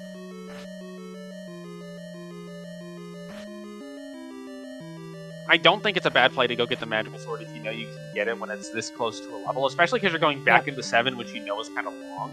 But yeah, this is again the thing I don't like about the 10 heart magic sword is that I don't think this is a good play to check it, to go for it here.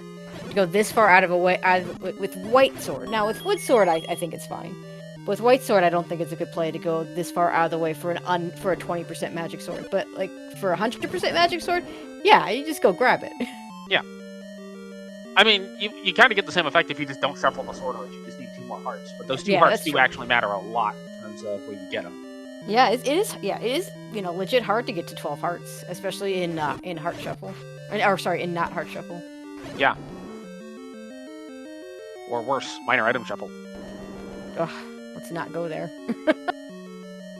I mean, there you just clear every room of every dungeon. I'm like, what? Yeah, that's not fun. Because the logic doesn't apply anymore. I mean, I guess you can skip rooms that don't drop, but yeah. Yep.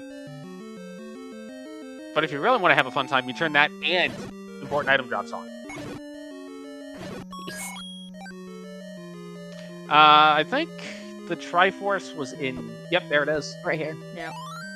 MST's got the Triforce out of level 6, just needs to go back to 2. I'm going to be honest, I think we get 9 entries within a minute. All it depends on us, how quickly he figures out where to go in level 2. And this is why, like, this up A to get back to start is why I would have done 2 before 6. Because 2, you could have just, you still can't afford both potions. Just grab the blue. By the time you're done with 2, you'll be able to grab the second blue. And It's not that much more expensive. So I think it's 1 rupee difference. 38 plus 38 is 76, so it's 1 extra rupee. For 1 rupee, but also I can just grab a potion on the way there and back. Sometimes the double potion is worth the time. And it's actually when I'm still doing overworld exploration, what I'll do if it makes more sense to buy the blue, I'll buy it one blue, and then I'll buy the second blue when I find another, and when I inevitably find another of the many potion shops. Yes, I believe there's 7 of them total. So, MST back in level 2. Nightshifter about to get this Triforce in level 7 and will be eligible to enter level 9. So, when we get into level 9, what are we listening for and looking for? Unfortunately, we're not looking for silvers. We are, of course, listening for Ganon, because he will be... You can hear him in an orthogonally adjacent room, and there goes MST into the room that turns out to not matter. And we will be looking for that shutter door that will only open if Ganon is dead, but will not open even if we kill all the enemies if Ganon is still alive. And we should probably switch the music here.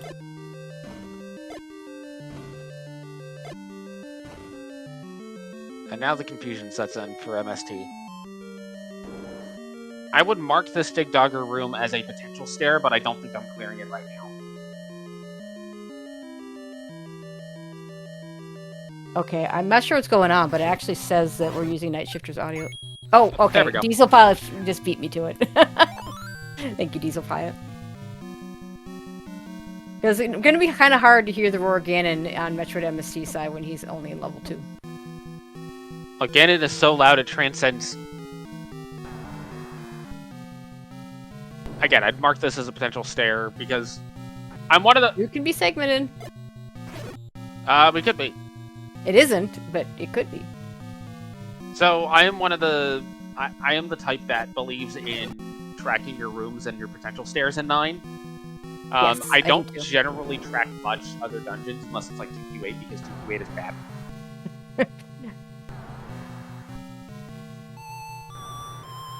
There's the compass for 2.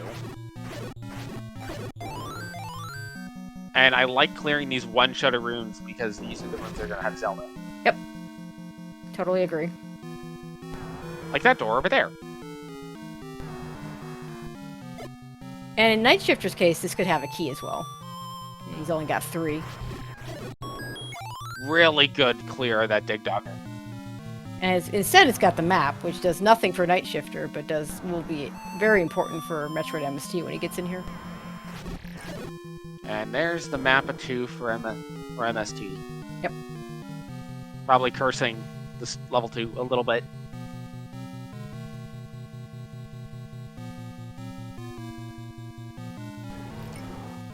I hear a we got a roar. roar. I'm guessing he's to the right, based off of Nightshifter's exploration so far. Well, if he's down, he's not going to be able to... Yeah, and unfortunately, it is not to the right. Yeah, you Thank don't you, say, old man. dude. Gotta love the hints.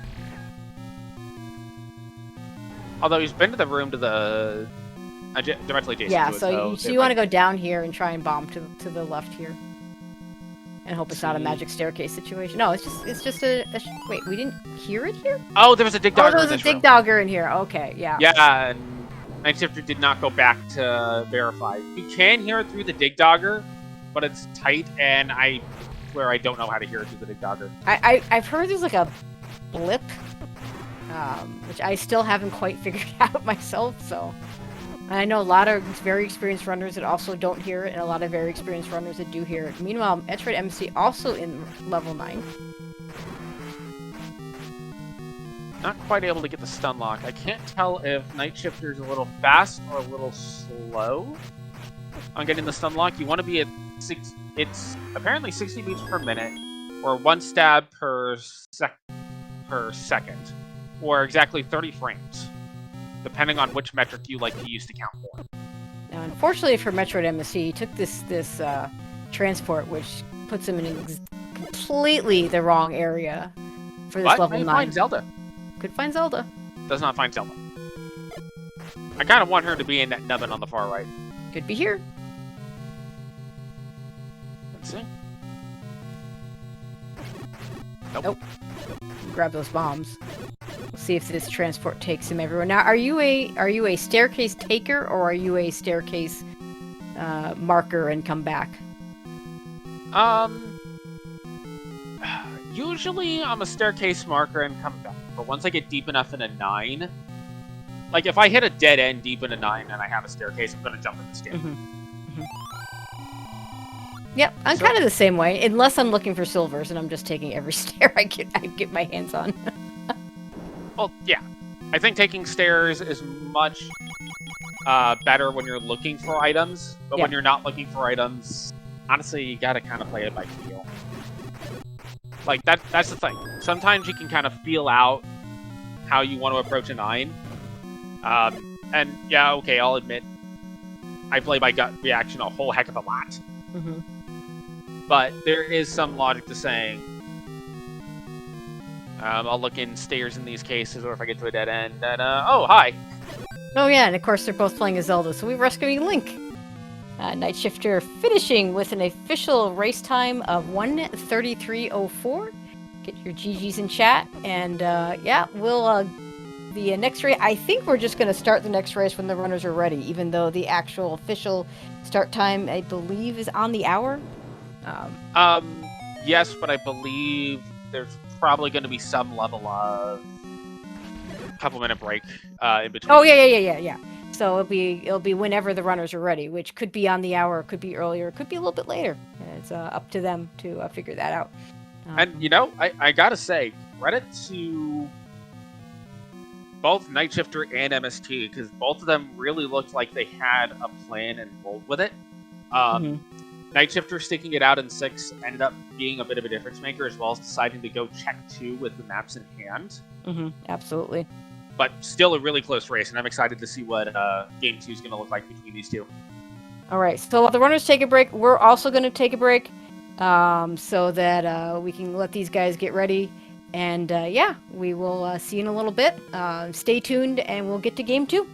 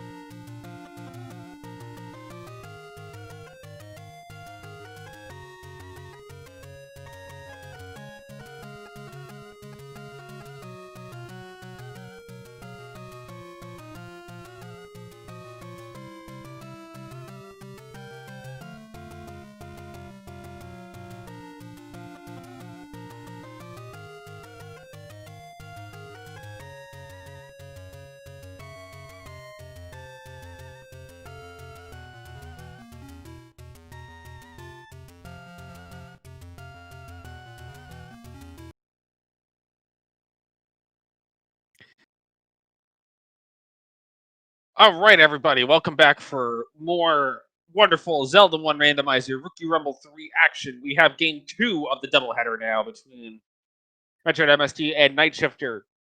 Nightshifter took game 1, but it was quite a close race with a whole bunch of back and forth shifts happening.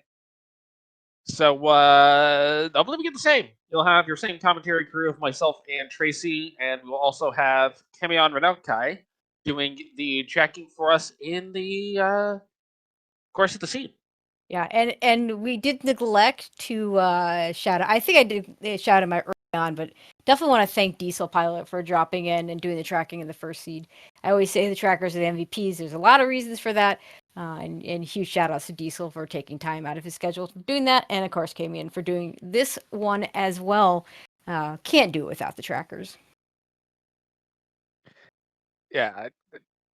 It doesn't matter if you're a runner, a watcher, or a commentator. The tracking is always the MVP. Yeah, absolutely. And the trackers behind the tracker are the MVPs too. Absolutely. So we will be getting started shortly. Again, MetroidMst comes from several Metroid communities. Nightshifter comes from the Super Mario Brothers 3 community. Always interesting to see how runners that do randomizers in other communities do in a new randomizer. As I said in the first race, I do think knowing how to play a randomizer in another setting does help you out when you're learning a randomizer in a new setting. And I think we've kind of seen it a little bit with these two. They both did they had their mistakes and their inevitable rookie moments, but overall I think they both played well. Looks like we're going to get a South Coast start with an immediate candle shop, and that's a cheap Blu-ray. That is a great shop. A candle, a cheap ring, and well, those arrows aren't a great price, but it's like one-stop shopping. Everything in that place. One shop we have to mark right at start. Love it. I like it. And can you give us money? 31? Not. It's a, the mid secret's funny because it's the only one that doesn't plus or minus basically the same thing because it goes 25 to 40, but the vanilla version is 30. So 31's good, but it's not great. It's not one of those, oh my god, I'm gonna have so much money. And I always say the mid secrets are the most important. Vanilla 10 on the small secrets too. Honestly, the vanilla money from First Quest isn't bad money. It's good money, yeah. 10, 30, and 100, yeah. And there is a setting to do this. I would not be upset if that was just turned on, I mean, you think about it, even the most poverty-stricken First Quest money seed is still going to be better than the best Second Quest money seed. Well, Second Quest money seed, because you only have the one large secret, does suffer from that in particular, but also suffers because that large secret can just pop on you at any time. And yeah, I've got 200, I got 180 rupees and I get a 150 large secret. Well, I just left the whole bunch on the table. Plus, there's the extra door repair. Yeah, that's true. You do get a couple extra small secrets, but, unless you get a healthy small secret, it's not going to help you that much. Early hints. We'll see if anybody buys those this time. Hints super powerful in this flag set. Only one of our runners bought hints, and we didn't get to see the second set of hints because they came pretty late in the seed. Yeah, that's one of the downsides sometimes about the hints is you have to get them at the right time. Yep. Like, I could see deciding, well, I actually don't think I'd up A and check them now. I'd wait until I have enough to get that 53 rupee hint. Yeah, I'd want to do a one again, like I said, a one-stop shop of buying all my hints.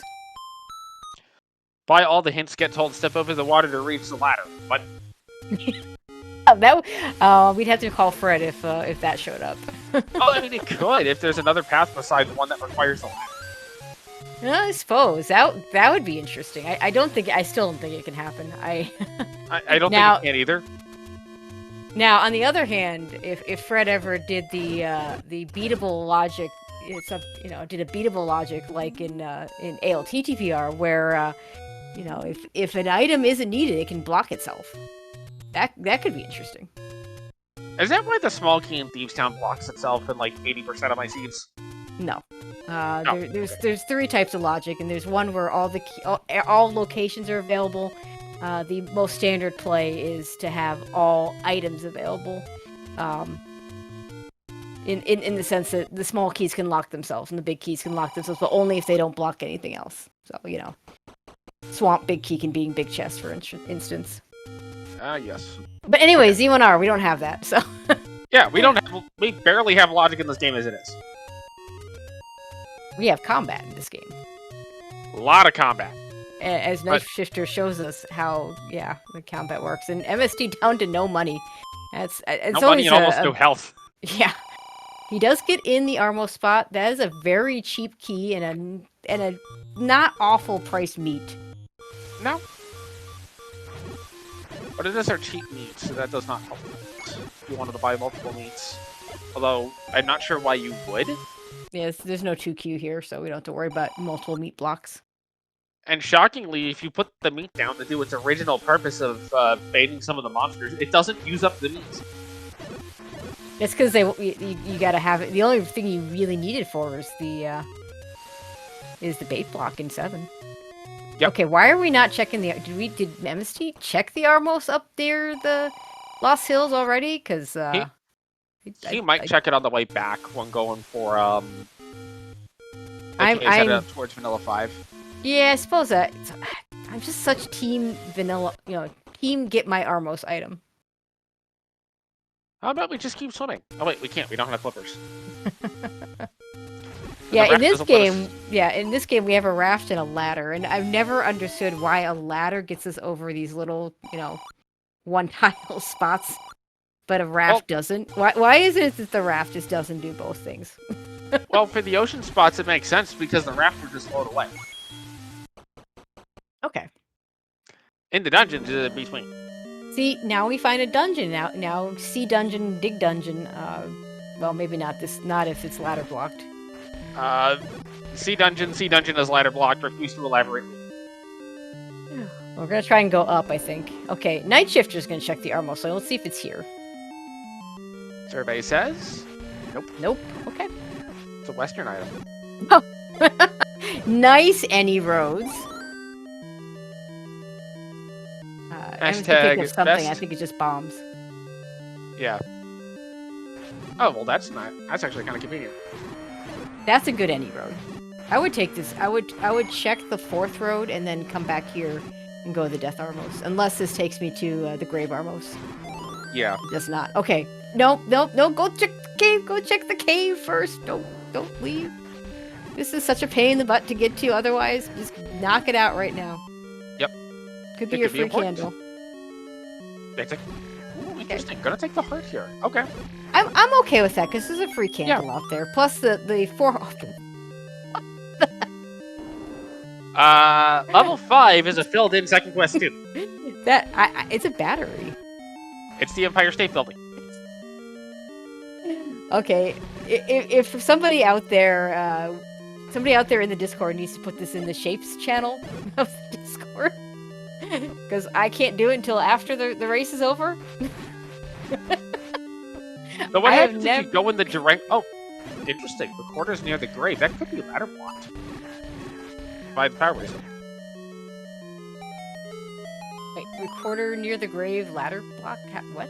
So, you need the ladder to get the power bracelet, and then you need the power bracelet. Yeah, because the power bracelet's on the ladder spot. I completely forgot about that. Double hint shops already. If I get up to like 70 rupees, I'm begging. I'm doing save scumming to get all 6 hints. Yeah, we talked about that last time, and nobody prioritized the hints, and in particular, MSC never got hints.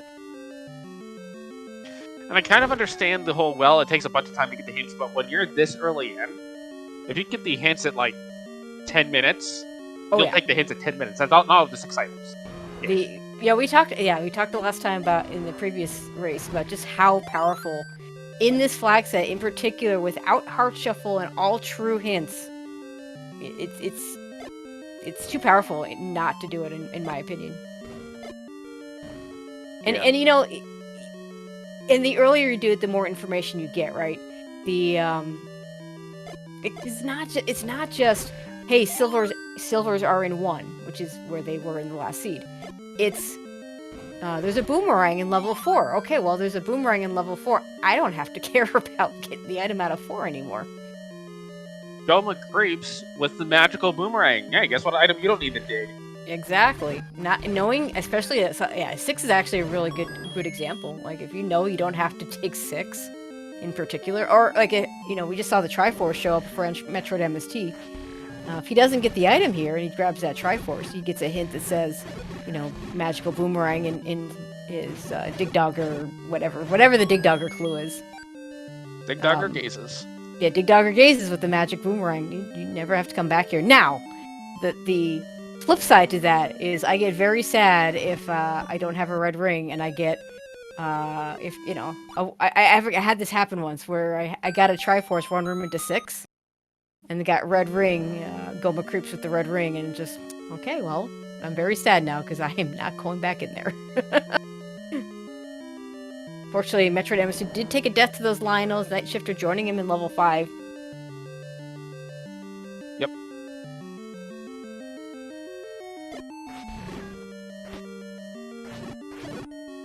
So, with both runners in 5, they're kind of taking similar paths right now. Either's got McCandle. Nightshifter has a little bit more knowledge hints. Knowledge of hint shots. Because I don't think MetroidMst saw the same hint shot.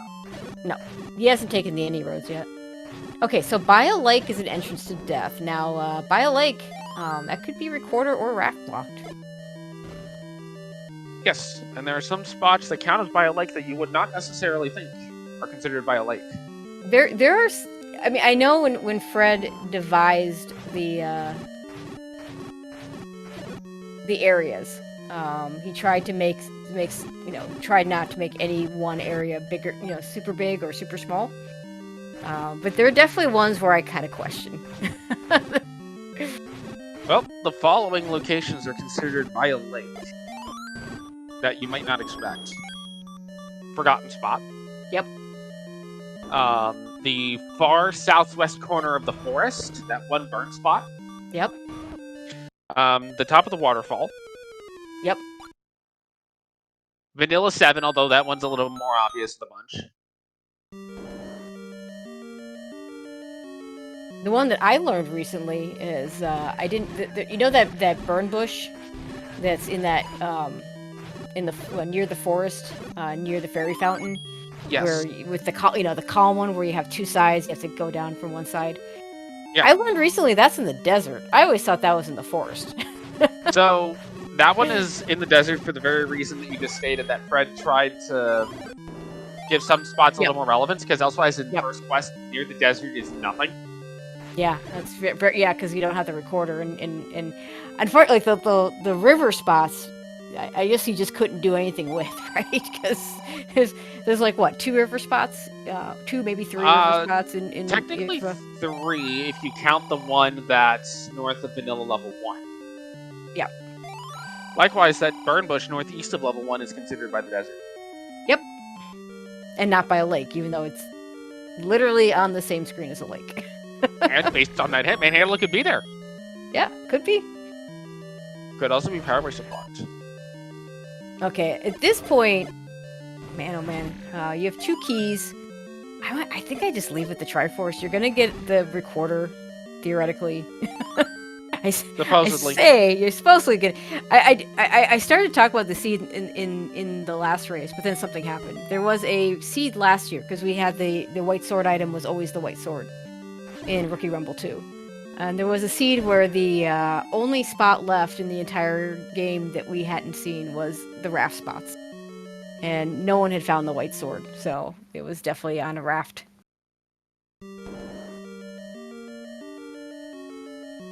Looks like both runners have elected to continue to dig this 5 out. Yeah, so one of the things that again, one of the big differences I'm seeing with these rookies is just these commitments to these early dungeons. Like, I don't know, if I had gotten this Triforce in level 5, I would be thrilled. I would be leaving and realizing I might have to come back. Especially with the recorder theoretically available. Which, like we both said, it doesn't have to be available. We know it's the white sword item, but doesn't mean we're going to be able to see it. Right. Nightshifter seeing Guri Rum for the 100 container, so look at that. You don't gotta dig the item out of 7. That's always fun. MST is about to find... unless you're looking for the 10th heart for Magic Sword. There's the hint shot for MST. Or the game just throws it at you like, here, have this, go away. Oh, nice clock for Nightshifter. Yeah, I still want to see... I mean, the first person I remember telling me... Yeah, there's that recorder hint. Fury SK, who won the Random Percent tournament last year and came in second SG Live tournament last year. So, pretty good runner. He's one that would say, yeah, I always prioritize that Armos item. Yep.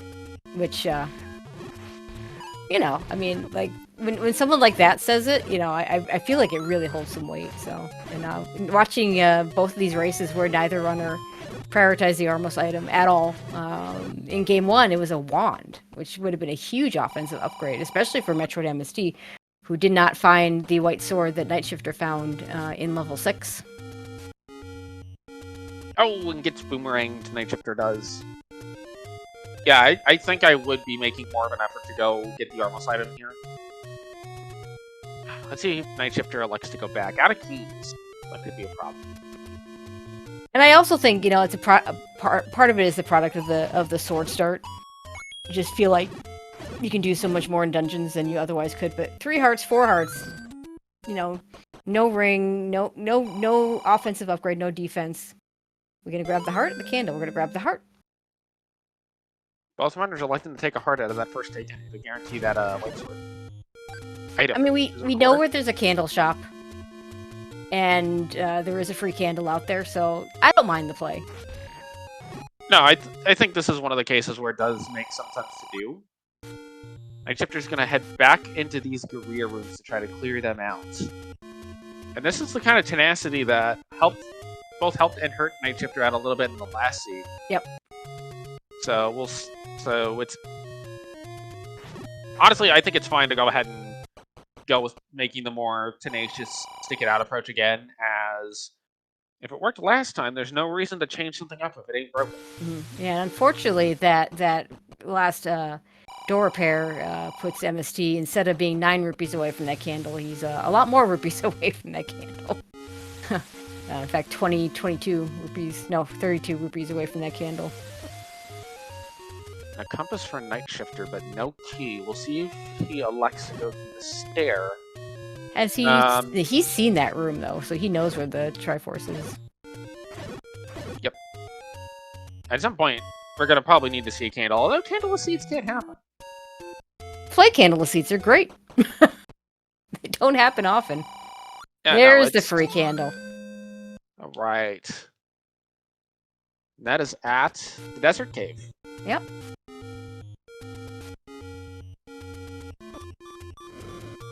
Not quite, I think, where I expected it to be. So in this seed, we have Dark Nuts and Moblins on the overworld, which means our Guerrillas, our Wizrobes, and our Lionels are all in dungeons. Now we've seen the Lionels and the Guerrillas have teamed up in a dungeon. Yes. Wizrobes will be somewhere else, so at least they will not be with one of the tougher enemies. That's going to be a Triforce out of 5 for Nightshifter, so... Oh, there's your large 71. secret. Okay, so, I mean, I wouldn't call this a out-and-out poverty seed or anything, but money's not good. And one of the Nightshifter's got enough to buy a candle now. Yeah, I would if I were him. I wouldn't wait on that at all. Yeah. Because, like, there's some really awful spots that the candle, that your wood sword can be. Like the one Death Mountain spot, for instance. I mean, it isn't. We now know it isn't, but yeah. The southwest, well, we've already seen the southwest corner because of his name right near it, so that one's not too bad. Level 3. Yeah, normally the southwest one is a terrible...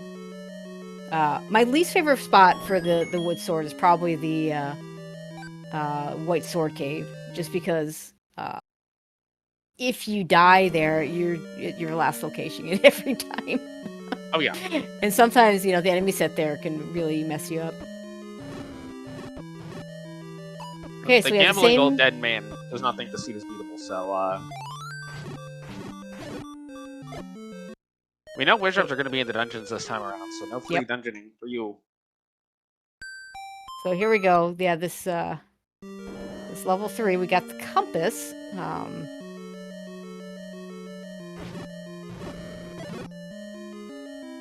Nightshifter is just enough money to still buy that candle, even with the door No, there. it's. I think it's 59, not 51. Is it 59?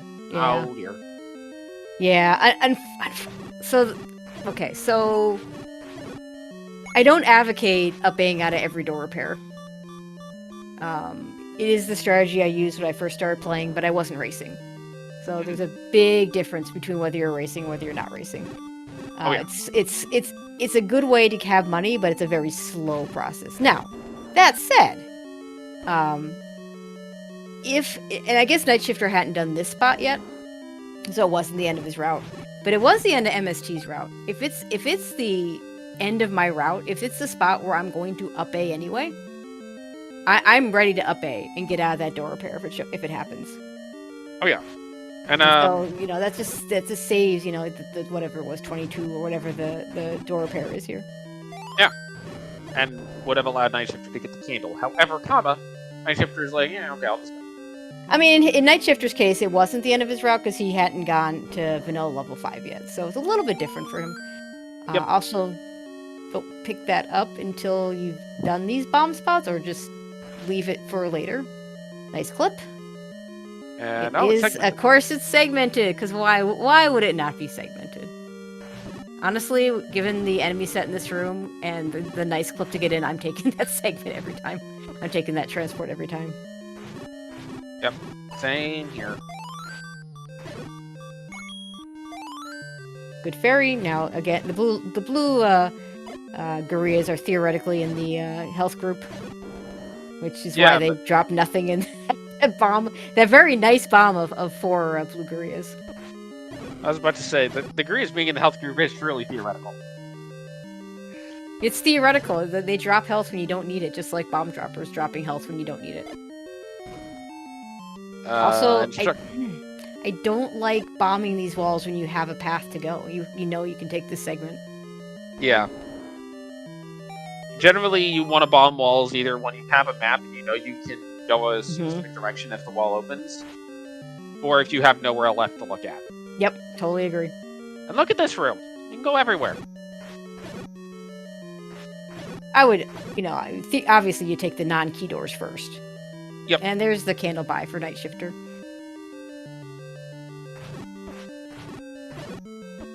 And I would just leave this room. You've already got the Triforce. This could be the heart, which wouldn't be a bad thing. Could be the map, which wouldn't be a bad thing. But if going down in the transport room gets you the item, then you can just leave and never care again. Yes. Instead, you get to go back to start. And clear this room again. Well, we got bubbles, so you don't have to clear this room again. But he's going to have to clip into the transport or kill that room again. Yep. Actually, it's this room that he's going to have to clear again. And I'll have to clip around the Triforce again. There is a room down below. I don't blame him for not checking it, although I feel like you might be able to bomb into it from the start spot. Either that, or you might have also been able to walk in with the start spot. There was definitely a door there. Of some kind. Whether it was open or not is another matter entirely. Yep.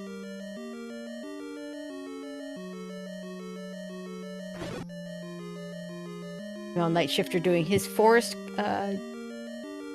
checks. A little bit of a monetary difference between the two, but honestly not bad.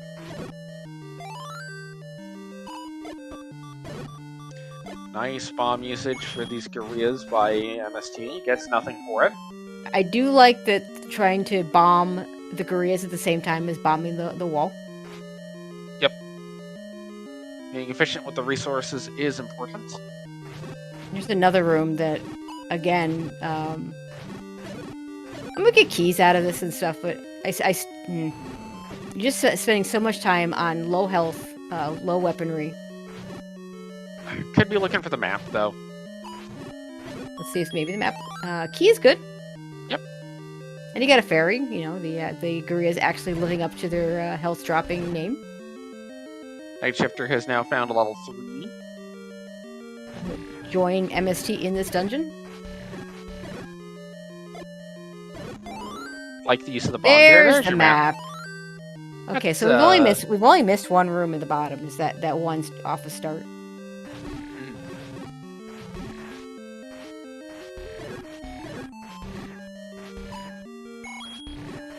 But yeah, when I was doing the recent battle royale, the Master Apprentice, and I drew us in my ear, it was a lot of time. You know, one of the things I told him is if I'm clearing a room I shouldn't be clearing, you let me know. So sometimes I still hear it, you know, like I'll be just playing a scene on my own, like you could hear it. You skip this room, skip it. The approach that I ended up taking was just asking, okay, what are you looking for from this clear? What are you hoping to get out of it? If you can't answer that question, don't clear the room. Yeah, and you had just been a master in the Master Apprentice tournament, to be clear. Yep. So. So that was the advice I gave was ask yourself why you want to clear the room before you clear it. I don't think Game 3 between these two is going to be tonight if it happens. I know MetroidMst in particular isn't one to stay up super late beyond. Yeah, that door is open. Go. Maybe he already checked that room? I don't know. You might have, yeah. Nightshifter got the Triforce, but is coming back in wanting the item. Okay, and MetroidMst picking up the Triforce. I don't know if this is he just doesn't want to spend the keys up there, but you've got 5. Spend them. How many do you need? Well, depending on how level 9 decides to be. I mean, to be fair, like it could be a key star seat. We see that, but it's the classic. I don't know if you've ever played Final Fantasy. It's the classic elixir play in Final Fantasy, right? You have the elixir, but you don't ever want to use it because what if I need it later? You know? Yeah, I would have absolutely spent some keys there. Oh, I've done that before with I think it was actually Zelda 2. Why would I cast life and heal myself? I might need that magic when I find Thunderbird, and then I find Thunderbird and immediately die anyway. It's like, you know, if you cast life, you would have been fine. Yeah. Actually, we've seen it also in the, with potions. We've seen it a couple times in this tournament, and I've seen it. And we've all seen it in other tournaments. Not using the potion, trying to save it up for Ganon, and then you don't even use it for Ganon. Yep. Also, really, really good combat by Nightshifter to not only get all those blue gorillas down while on half a heart, but managing to pull 4 hearts worth of healing out of those blue gorillas. And we find level 7 on MetroidMst side. Ugh. Okay, well, I mean, we're gonna pirouette. So he did listen to me. Now knows how to do this pirouette. Hey, the bomb, shiny bomb upgrade. Shiny bomb. Oh, he's not gonna take it. I'm saving that. Like, I'm leaving that for when either I need bombs or I'm about to go to 9 and I want to bomb refresh. Yeah, that's actually not a bad play at all when you think about it that way. Yeah, let's see what's in this. This is gonna be. I bet this is. She bombed up. We're gonna try bombing to. We can try bombing to the left here. Left here. And that bombs. Did he go? I want to check the stair at least first. Yeah, me too. Like, what if that's your item? And then you don't have to do any of this. Yeah, I totally check the item. Or check the stair. Hi, Wizrobes. We didn't see you in game 1. I mean, we did. You were in the overworld. Yeah. I mean, once I seeing Wizrobes in this dungeon, if the okay, unless the room below this bombs to the right, then that has to be a transport. But if it is a item, and I see Wizrobes, I'm not coming back here for a long time. Yeah, no. There is something to be said for taking the strategy of I'm going to go into some of these harder levels, I'm going to get my item, and I'm going to come back when I need Triforces, because... Yep. Wait, no. Hold on. The item in here is Heart Container. Yeah, I don't think MST knows that. Oh. I think Nightshifter knows that. Wait, I thought both of them got the hint because it was in 5. Oh, that's true. No one's bought hints yet. It's got to be. Yeah, okay. So he's got to know Yeah. this. Then yeah, So we I'm should not both know touching. that Yeah, part. no, just out. I'm out. I'm not touching this dungeon. Knowing, like, don't get me wrong. I like heart containers. I will pick up the heart container when I find it later on. But at 4 hearts and you've got whiz ropes? No, just leave. Sometimes the best play is to run away.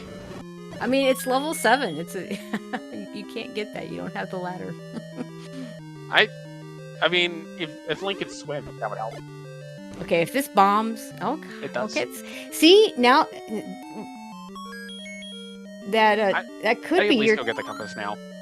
Yeah, go get the compass. I want to know what's in that stair. Now, you're right. It's going to be a heart container. Thanks, game. Okay, this I don't like. Like there's nothing. Yeah, there's nothing. Yeah, you've got you got Gibdos and Pole's voice without bow, and Wizrobes and yeah. This could be. And I do not like saying I'm going to save the key and skip the compass. No, completely. Yeah, definitely. I'm grabbing that key every time. I mean, I'm sorry, grabbing that compass every time. Unless I'm planning on coming back with ladder. Which I know isn't here, because I know there's a heart container here. Yeah, but even then. Like, I understand wanting to be key conservative, but there does come a point where you can be too key conservative. Yeah, at 6 keys, yeah. I think he's being too conservative. We're going to check this, and he's not going to take it. And it could just lead to the room below him, because unless he did check the staircase and we just missed it. Does get the block clip to get in, but oh. So we'll see if he elects to spend the key here. Meanwhile, Nightshifter's made it to the segment of 3. We'll see if he's only got 1 key, so it's a little bit harder for him to say, you know what, I'm gonna go ahead and open these doors. But he may be able to get a key here as long as he can stay alive. Yeah, So I feel like I think there were some keys in this dungeon that MST has picked up. Yes. But yeah, remember, I think MST is being a little too key conservative. Yeah, right I totally agree. Yeah, remember when you were talking about how you start bombing when you either have a map and you know there's a room on the other side, or when you're otherwise at a dead end. I think the same can kind of apply to keys, especially when you're deep in a dungeon. And you know this level 3 where Nightshifter is right now, you're kind of deep in because you've gone. For a small dungeon, this is pretty deep in the dungeon. I'm using my keys. Like, even if I just have 1, I'm using a key. I'm going to try and use it as smart as I can, in the sense of, sometimes there are better choices in terms of what looks like will, unfortunately, taking that death to the Gurria Boomerang. There are better choices, like maybe the more central door to try and open that, so hopefully you only have to use the 1 key. Right. It doesn't always work out that way. Sometimes what looks like the better choice isn't. But until I have 0 keys, I have the goal of whatever item I'm looking for, I'm spending them. I mean, sometimes you spend 1 key and get the any key. Yeah, I mean, if you have 1 or 2 keys, yes, I understand being key conservative.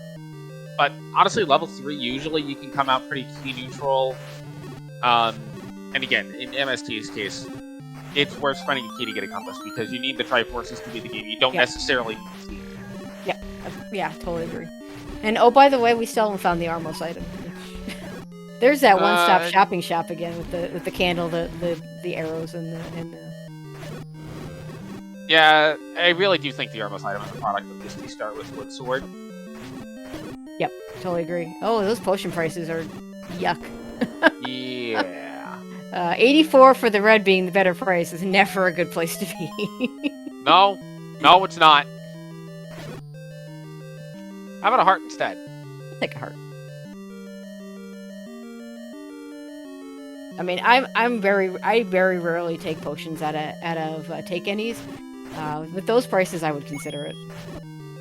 Usually, if I'm going to take a potion out of a take any, I've already got the red ring, the white sword item, and I've written off magical sword. Mm-hmm. Whether it's I know I'm not gonna see it, or I'm playing in like something where I know it's more than like 11 hearts. Yep. At that point, I'm writing off Magical Sword, and I'm just gonna take the potion. Yeah. Now, I think it's a little early in this case. Like, I don't blame MST picking up the hearts just fine. Oh yeah. No, I don't think you take the potion until your third or fourth take any, unless again you're in that situation of you know you're not going to get the Magical Sword. SG Live 2023. You're capped at Wood Sword. Hey, level 2. Maybe that'll have something nice. Let's pirouette that door.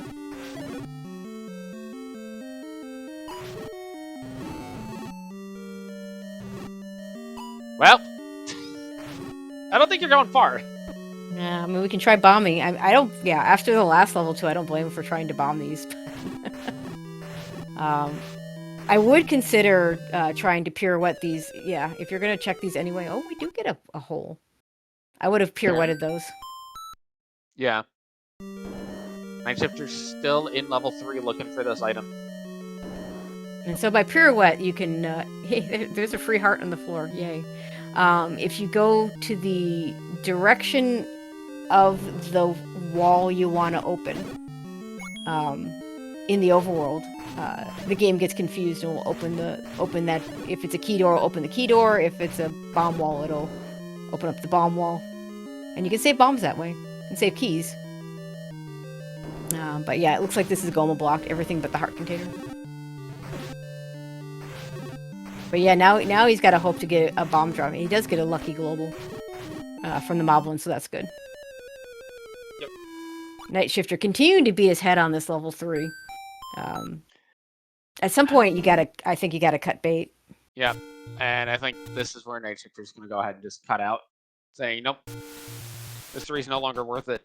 Or wait, gonna go ahead and not buy arrows. Yeah, at that price, I can see waiting. It's always a tough decision whether to buy arrows or not, because you know, I don't. If I have the bow, I'm gonna want to prioritize arrows. But when oh, hi 9 in the forgotten spot. I guess it won't be forgotten today. Not hopefully not. But yeah, the decision to buy arrows, and then you find silvers right after. That doesn't make me feel too bad. It makes me feel worse if I don't have a bow, if that makes sense. Yes. So if I'm sitting there with just arrows and I haven't fired a single wooden arrow, and suddenly the silver show up, now please, please, please go check the Armos spot before going. You're one screen away from the Armos. Go check it. Oh my god. We need to know what the Armos is. Inquiring minds want to know. It's 1Q. It's shape 6. 1Q6 is actually not that big. Yeah. That's one thing that I'm hoping. That's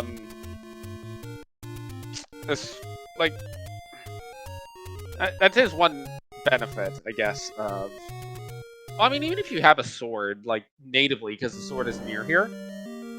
Even if you have that sword natively, you still want to go check what the Armos item is. But at least check to see if the Armos item is there before you go into 6. I mean, white sword, wand, red ring, any key, although MST has 6 keys. Meanwhile, Nightshifter went for a refill, is back into 3 again. There's just so many good items that it could be. And even if it's a bad item, it's knowledge, right? Knowledge is power in this game, as we all know. Mm-hmm. I could see Nightshifter saves. I could see Nightshifter saves coming here, but honestly, Nightshifter's just taking so many bops from these Gurias. The health is a little concerning. Yeah, it's down to 1 heart again. And MST is pulling off this Patron, just wood sword, no ring. Yeah. Emos to boot. Come on, you got this. Nicely done. Now, please leave the room before you get hit by the BOs, because you do not want to have to do that again. Wow, and another Guria final dungeon. Nightshifter is getting some good berry drops here. Oh no! Oh no, the fairy just eluded him and he takes the boomerang to the face. Fairy's the ultimate bait. So painful. It is. It absolutely is. It's the worst when, you're in a whiz robe, you're bombing your whiz robes on like one heart, and there's a fairy floating around, and if you go after it, you're just gonna take damage.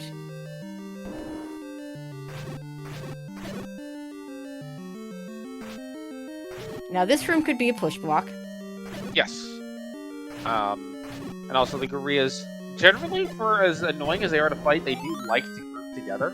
Yep. Really good clock for Nightshifter, and hey, look, we have a push block.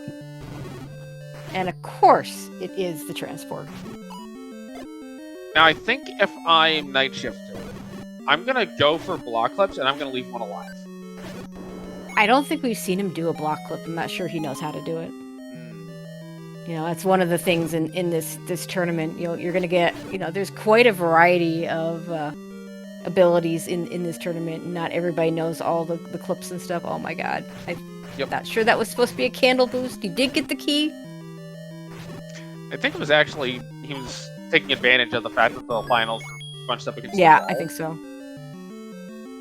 Nightshifter is through, and is now in the room north of the map. Yep, has the map, which helps. Probably looking for some health out of these Gorillas. The bombs are not bad either. And if you're gonna half tile the Gorillas, you want to have it where the Gorillas to the left of you, because then you will not get hit by the Gorilla. Yeah, that goes for any projectile enemy too. Oh, this room, oof.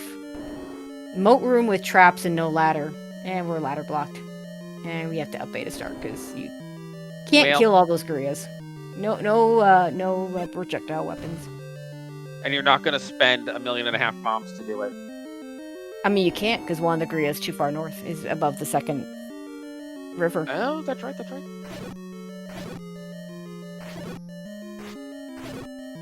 Oh, yeah. Oh, by the way, another item that could be at your Armo spot, one screen to the west. The ladder. Yeah, could be the ladder. Nope, or it ladder's could be a 3. Oh, that's so big for Nightshifter. MST not willing to use the keys is missing out on this ladder in 3. Not good. Yeah, I think... Honestly, I think Nightshifter's Perseverance in 3, that is a huge payout for it. Huge payout. And that's the thing, like, sometimes you gotta know when to... Sometimes there are times where you just gotta cut your losses. Other times, persevering through does work out. You really just have to kind of feel out what you think you want to do. Yeah, and the funny part is, like, I don't think anyone would have blamed Nightshifter for saying, you know what, I've taken too many deaths of this already, I'm going to give up on it. Whereas MST was getting through pretty well, because he was able to block clip into it in the first place. But just wasn't willing, he had like 3 or 4 keys and just wasn't willing to spend them. You take this. MST take sees it. the book. Take it. Gets the book, has the maps. That is a small 6. Yeah. It looks kind of like Atari ET. It does. I played that game. But it's not ET the Priest. You know that they actually went and proved that there are actually a bunch of ET Atari games buried somewhere in New Mexico. That's fantastic. The Nightshifters will see that they are bow blocked out of level 2. Well, if he bombs everything, he'll know he's bow blocked. I think Nightshifter's going to go on that on a reasonable assumption that it's bow blocked until he gets the book to confirm or deny. Yeah, I think that's fair. MST up to 8 keys. He's still not. God, you've got 8 keys. What are you saving them for? Well, okay, you've got a free passage here, so I can understand saying I'm just gonna go back one room and take the. Oh yeah. That's true. But like, at some point, you spend some keys. Yeah, like there's key conservative, and then there's a little 2 keys. Yeah, and I think, if MST ends up losing this race, this being way too conservative on these keys it's costing him. It's cost him the ladder, and it's even if the ladder ends up not being required, it just makes everything so much easier. And the ladder does block the power bracelet. We don't know if there's a power bracelet. I mean, that's required. We know the recorder's by the grave, which could be power bracelet block. Could be power bracelet block, and we don't know for sure we need the recorder either, but sure is handy to have. Oh yeah. I mean, all it needs is one Dig Dugger block, and guess what? You're quarter block. Yep. So when we talk about resource management is not the same as resource conservation. Yes, I agree. Yep, absolutely. Because when you have 1 or 2 keys, yes, you want to be conservative with keys. When you have 3 or 4, okay, you can start spending a little bit more liberally. Once you get north of about 5 or 6, key doors kind of stop existing for a little bit. I have gotten up to 10 keys in a seed before because the game was just throwing keys at me and constantly giving me ways to get around key doors. Mm-hmm. Like, in this case, yeah, okay, you take the way around the key door because you want to clear that room anyway. Here's a shoot room.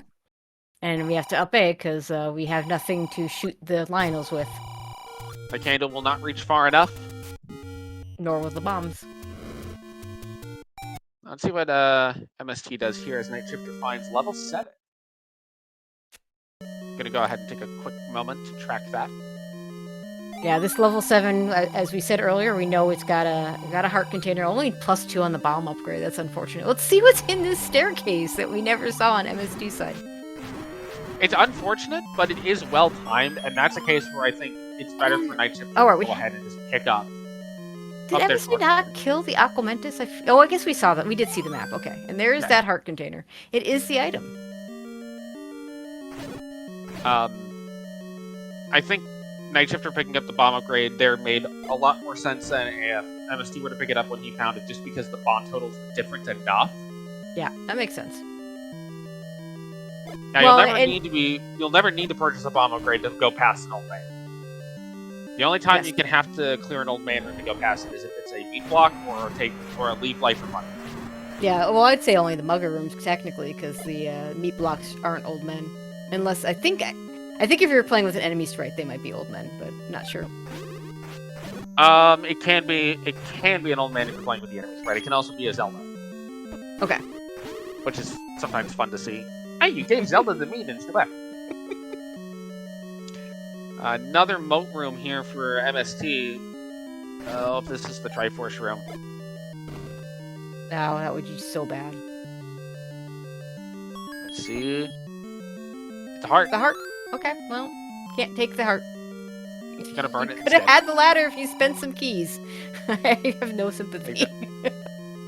Dagger along the coast. Both runners know where 5 is. Yeah, we've been in 5.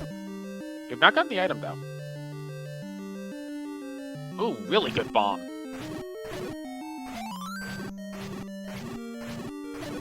And good clock for Nightshifter.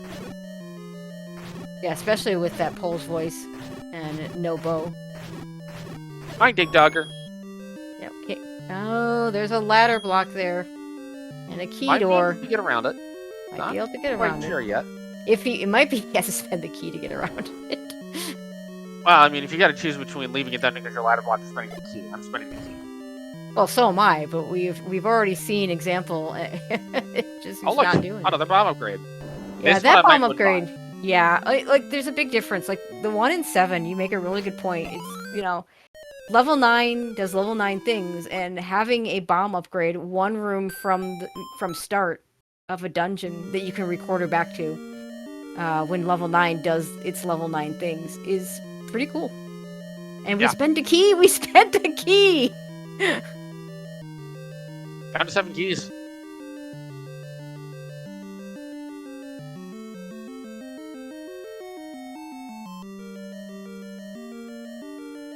And that's the other thing. You spend a key, sometimes you just get it right back. There's the Triforce in 6.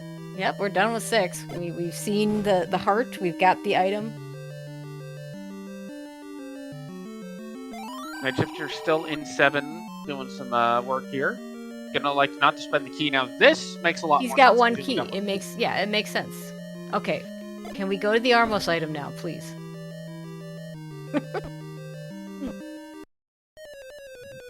Let's see. It is the. All right. I'm done. That's it. Oh my god. Oh my god. So, MetroidMst hoarding his keys. Only to get the Eddie key. Gets the any key that he could have had 2 minutes in if he just prioritized the Armos. Oh my god. I have nothing. I have nothing. Well, you see, you never know. You never know when you're going to be in a key-starved seed. But when you got 8, yeah. If you have 8 at any point in time, it's not a key-starved seed. Yeah. The seed will tell you if it's key-starved or not, because you won't be able to do anything. So I think that would be the takeaway from this early part, from this part of the seed, is that when you have a few keys, being conservative is perfectly fine. When you have many keys, it's perfectly fine for you to spend a little bit more liberally. That's part of that resource management and resource balance, is knowing when you can really afford to just spend keys and ignore locked doors, versus when you have to be a little more careful about it and be more selective.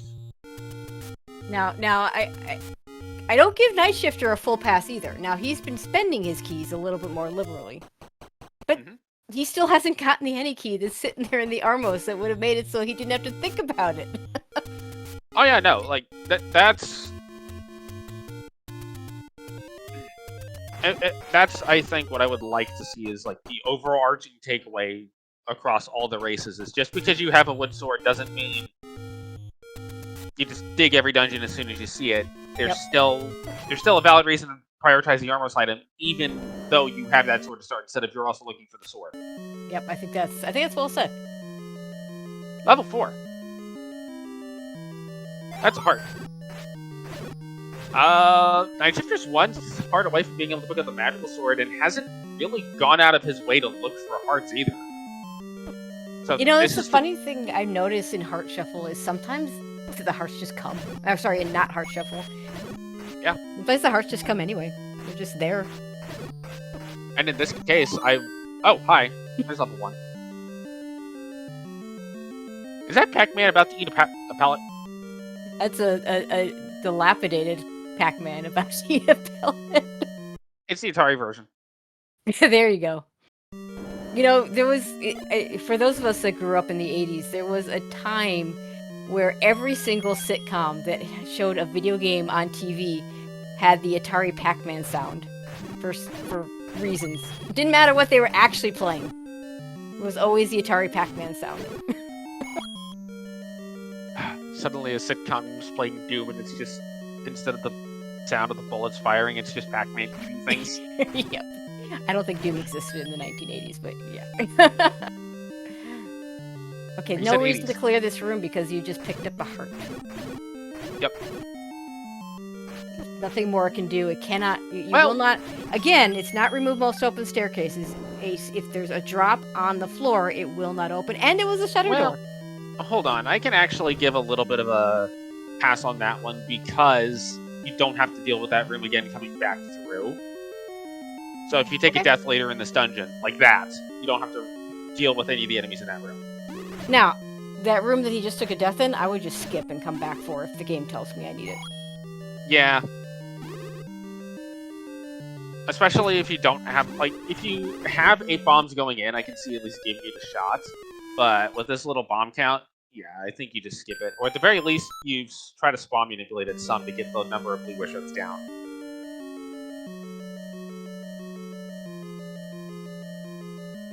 And no of course, we have vanilla enemy HP, which is kind of one of those double-edged swords, right? Because you're not going to have... the enemies won't be rolling up, but they also won't be rolling down. You do get a compass out of it. We will have to go to the segment. I'm not sure, given how small this dungeon is, I'm not sure the compass was worth the death and having to come back and... I don't know. It's probably worth the information of knowing that the floor drop isn't in that room. But still.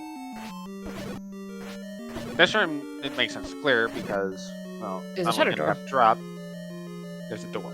Even though you can probably get around the door. Yeah, and it's an easier room.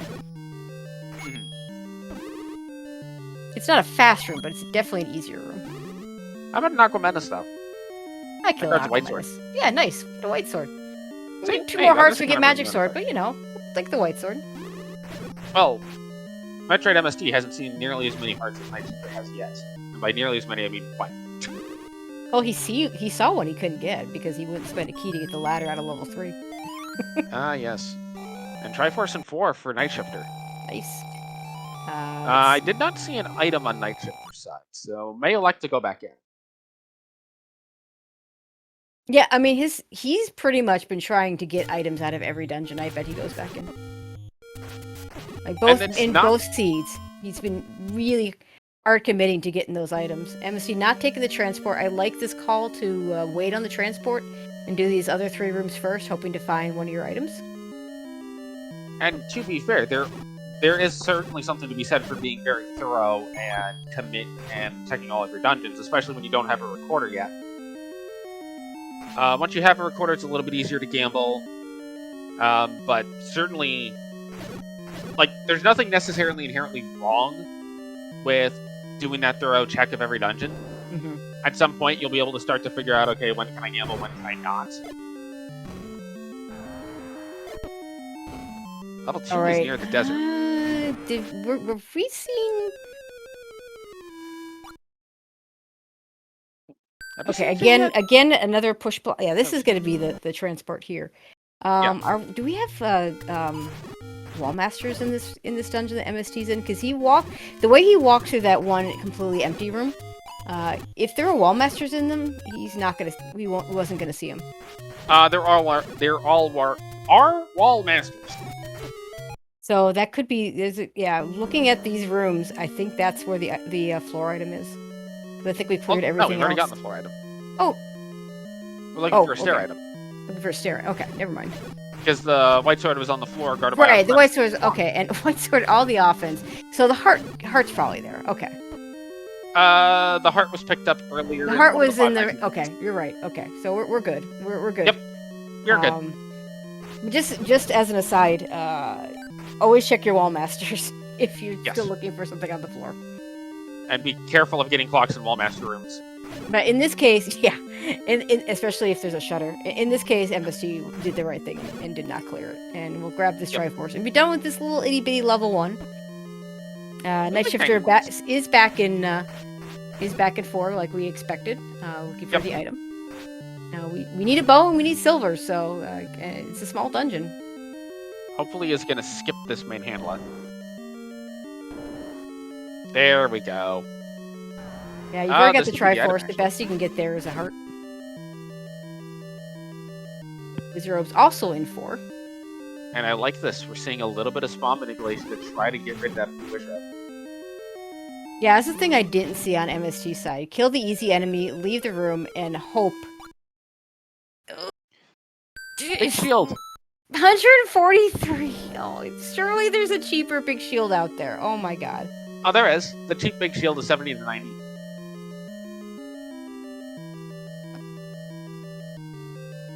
Oh, look, another big shield. Oh my god. Well, he and I have had this discussion. I don't mind the big shield purchase in general. I mind it when you're spending, an extra 80 rupees or whatever. And I don't think we're seeing... You don't want to buy the 160 rupee shield in vanilla? When I used to buy the big shield in vanilla, I always got the 90 rupee version. Yeah. That's the weirdest Magic shop in Store's up vanilla, here. too, because, it barely exists. Okay, look at this. The spawn manipulation paying off for Nightshifter. Yep, this is gonna push. This will be the item since we don't have a segment. And hello! The bow! We need that. This is starting to look kind of similar to Game 1, where MST is building up a little bit of a Triforce lead, but Nightshifter has a big item advantage right now. Yeah, huge item advantage. The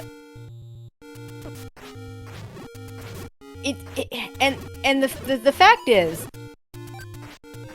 I think Nightshifter has stayed in dungeons a little too much, and I think MetroidMst hasn't stayed in dungeons enough. And it's a tricky balance, right? You're not gonna get it right every time. Right. If I'm Nightshifter, I'm very tempted to go buy arrows and go to I'm buying arrows immediately. I mean, there's a shop right at start. You've got the money for it. And one of the things that sometimes, well, now you no longer have the money for it. That's another reason why you just do it right away, is you're going to lose money to those door repairs anyway. And one thing that, well, here's level 8. I don't know if we saw this much on MST's side. No, I don't think we've seen much of 8. One thing that you can often at least attempt to do is, when you have the resources available to do it, lean into the advantage that you get from an item pickup. Like here in MST's case, I'd be going to the recorder spot if I could. I would be looking for ways to take advantage of that recorder. Yeah, we just got the recorder. It was not power bracelet blocked. Yeah, I'm a big fan of get item, use item. If I get a raft, I want to see the raft spots. If I have a power bracelet, I want to see the power bracelet spots. Naturally, if like you're in the middle of a route and you don't want to lose your spot on the route like this, okay, I could see where you want to keep your route intact. But there are certain cases where, yeah, if you pick up an advantage, you want to press it. Alright, I did like the try on the gambling game. I'm a big fan of, if you're low money, you might as well. We do get a large secret here, so up to 71. Let's see where Nightshifter's gonna head. Gonna take any road somewhere. They are headed back to the waterfall area.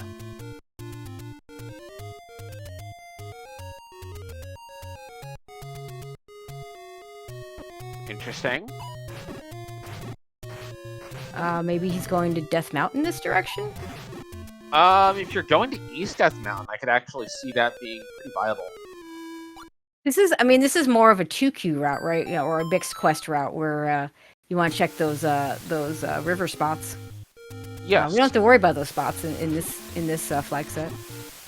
But it's still not a terrible route if you want to go East Death Mountain first and then cross over to West. So this level 8 is 2Q4 exploded. It's just a bloated 2Q4. It's got the 2 rooms in the middle. It's got the D shape. No, this is Pac-Man. I mean, there's no wrong answer. You know, that's my opinion on Shapes Dungeons. You know, it's just people being creative. Wait, if this is expanded 2Q4, then does that make it even worse than 2Q4? Sure. Well, I mean, it's level 8. It's Shapes 8. Shapes 8 is bad, you know? It's got 2 items. Yeah, it's 2 items and a heart drop. It is basically the same. The only difference is there's no walk-through walls, which I don't mind. I don't mind walk-through walls. There's no one-ways. That's 2Q4's one-ways and the mugger is guaranteed to be in there. Right. And don't forget the one-way door that leads literally to a solid wall. Yep. That's the the 2Q4, the door out of the room where you get the raft. If you skip the raft, you know, first of all, how the difficulty of just getting to that point, right? Where you have to get, you know, for me it was, you know, my brother and I were. This is about when my brother quit the game. I finished it. I went and killed the Darknet room just to get the map, to see that there were 3 rooms behind the Triforce room that we hadn't seen yet. Figured out that the raft was, and then my brother went in and did killed the stuff to get the raft. But, you know, imagine if you don't get the raft and you leave that room. It's a one-way door. You have to go back and do it again. Well, not only that, but you have to walk past the Triforce to begin with. Yeah. I mean, if you want to take no deaths, right? Because there's no, you literally, there's only 2 ways to leave. Well, 3, I guess. There's 3 ways to leave 2Q4 in vanilla. Get the Triforce, die, or up A. That's it. Yeah. You can't leave. The dungeon won't let you out. Alright, in the meantime, let's see. Nightshifter is in the grave area, so we'll find. Should have just found his recorder. Yep, just did. MST still digging out this 8. Now, unfortunately, I'm going to guess that Nightshifter is not going to do the world wrap. This would be a really good route to do that from. But we haven't seen Nightshifter show any sort of clipping or scrolling, so I'm just going to assume that he's not going to do that. And it's perfectly okay. You don't need to be able to clip and screen scroll and do all those fancy tricks to win a seed here, to win a race. Yeah, the only time I've ever seen it potentially required is in that one really broken seed that can't be rolled anymore because it was fixed. Was that the one that Pirate Chief found on last Friday? Yeah.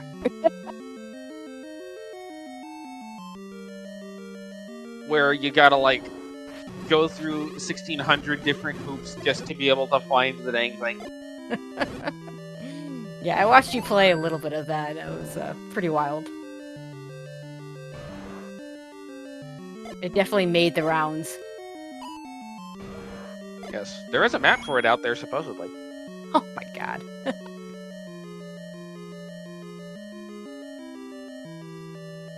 Level 8 proving to be long, as expected. Level 1 for Nightshifter, this is a good find.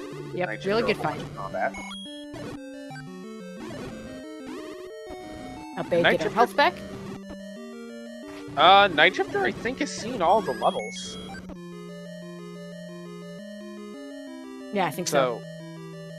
I could see doing 6 while you're up here, and then going ahead and finding yours going 2. I like it. Okay, so there's a raft outstanding that's got to be in either 2 or 8, or 2 or 8, because we got the items out of all the other dungeons. 5 is still outstanding as well. 5 is still right. We didn't get the item out of 5, despite quite a bit of time spent in level 5 early. Yes. So the raft has to be in one of those dungeons. It's starting to Silver's being in 9 is starting to look like a pretty decent possibility. Now we still have a lot of, it's slightly, it's just a slightly higher possibility just because the raft can't be at 9. It's 50-50 because we have 1, 2, 3, 4, 5 items missing. Yep. And 4 available slots because we know the raft cannot be enough. Oh, there. Okay. Yep. There you go. 50-50. Now we haven't gotten any extra hints. Like we've gotten very few hints from our runners in either seed, really. We've seen exactly 1 hit shop over 2 seeds, and only by 1 runner. Yeah.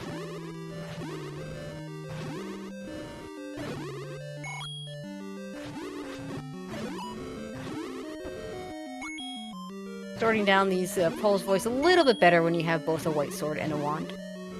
Do have to be careful. We have no ring, so still do 2 hearts of damage. Nightshifter's gonna elect to leave 1 here.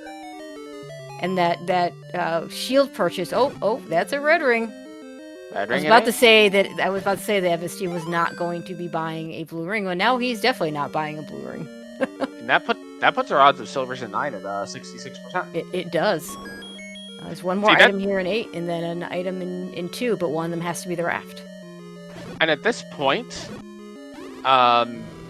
if you're the runners, you want to see anything but the raft. Right, because if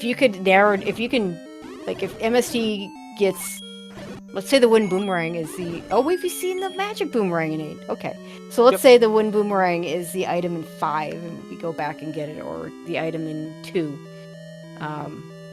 That automatically puts the raft in level 5, right? Yeah, 2 and 5 are what we have left. And that automatically forces Silver right to 9. Yep. So the old important items in 9. I really wish we had a better term for that. Magic sword for Nightshifter. That with his 10 hearts. Not insignificant, actually. Because that's going to help Nightshifter's combat out a lot, which seems to be one of the places where they sometimes struggle a bit, is getting things killed.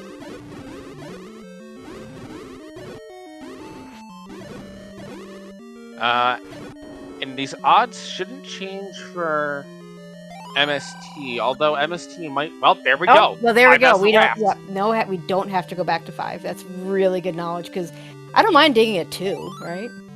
No, 2 is short and easy. Could be in the coma room for all we know. And it actually, let's see. So So if he knows that 5 is in, Raft is in 5, and 2 is Goma blocked. That should tell him that the bow has to be in 4. Wait a minute. Has MST seen 4 yet? I'm not sure he has.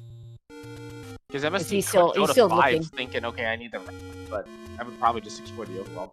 Yeah, I wouldn't be looking to grab that Raft until I've exhausted all my spots. And I like this. Shifter's now deciding, okay, with Magical Sword in hand, I'm going to go ahead and tackle this one. Yeah, the items here won't be as big for him because he has that magic sword, and because he so the white sword will do nothing for him. But wand is still nice. Yeah, it's an extra little combat boost, and it works in bubble rooms, so you're not necessarily gonna turn it down. I mean, I don't think I'm not sure I've ever turned a wand down. I think maybe the only time is like if you're deep in 9, you're just looking for Zelda type thing. I did once in a seed pre-9 where I found the wand at like 20 minutes in, but I already had bow, arrows, white sword, and the bubble curse was inverted controls. So I'm like, okay, well, wood arrows could be hard required. They could be. I think they are no matter they what. just are. Yeah, because we need them to get through 2, and unfortunately, MST. This was a situation where I would not. Oh, he never took the Eddie roads. Oh my god, we found those like 2 minutes into the seed. But yeah, I said earlier I like the gambling when you have like 10 rupees. I like it a lot less when you have 90 rupees. Yeah. And unfortunately, MST gambling there has not taken him out of wood arrow range. And if he's been keeping track of his items properly, he should know that those wood arrows are going to be required. Silver's either in 2 or 9 at this point. Nightshifter will likely figure that out in the near future, as he does 1 and 6. Might still think that 8 could have the silvers, but likely, I would assume with this money, go ahead and buy the wood arrows, go to 2 first. Yeah, I think that's fine. And if I'm not mistaken, the Triforce was pretty deep in 8. I think Nightshifter will run into the items on path. So MST 7 was weird. He went in, saw a staircase, elected not to jump into the stair at all, then saw the compass and elected not to spend a key to get the compass. Yeah, for those of you that are late, that missed the earlier parts of this seed, MST was hoarding his keys, just wasn't willing to spend them, which cost him, in particular, getting a ladder out of 3. Oh, that's right. MST doesn't have that knowledge because he doesn't have the ladder out of 3. But he's gonna see the bow here and be like, cool. And there's another heart he can't pick up because he doesn't have a ladder. Which also means he can't get the magical sword yet. Also, that Wallmaster. Oh well, he would be able to get the magical sword if he had picked up the heart in 7. But that Wallmaster a lot harder to avoid because you don't have a ladder to get in this mode. Yeah, this is. There's no reason to kill this room though because the drop is there. There's nothing. And unless you don't want to deal with it on the way back. Yeah, that's fair, because, you get the bubbles. The bubbles will preserve the room. Unfortunately, Nightshifter taking a death in the Triforce room of 1. But we'll be able to get back there pretty quickly, because a lot of these rooms are already going to be cleared, or he'll just skip. So at this point, MST should know that bow and ladder are in 3 and 4. Not in that order, in fact, but... Yeah, but not sure why he bombed that wall. You could make the gamble on ladderless at this point if you're MST. I mean, I think for him to have a chance, he might have to. Well, Nightshifter still got to do 6, which isn't a small dungeon. No, 6 was pretty beefy. And has to do 8. Also beefy. And these deaths are starting to pile up a little bit. Bombs are not going to work on Pulse Voice. Even though they do in other games. I mean, in some Zelda games, you just play your recorder in the Pulse Voice room and they just all lip. And in this one, in the Famicom version, you can shout anything you want to say into the microphone, and they will die. I mean, it was so weird as a kid, you know, the mistranslations of some of these games, but like I just, you know, once I learned that it wasn't the recorder that killed the Pole's voice easily, but instead the bow, I just said, well, the bow makes a funny sound. That must be what they're talking about. Where the sound of the arrow was just at the right frequency. Yeah, you know.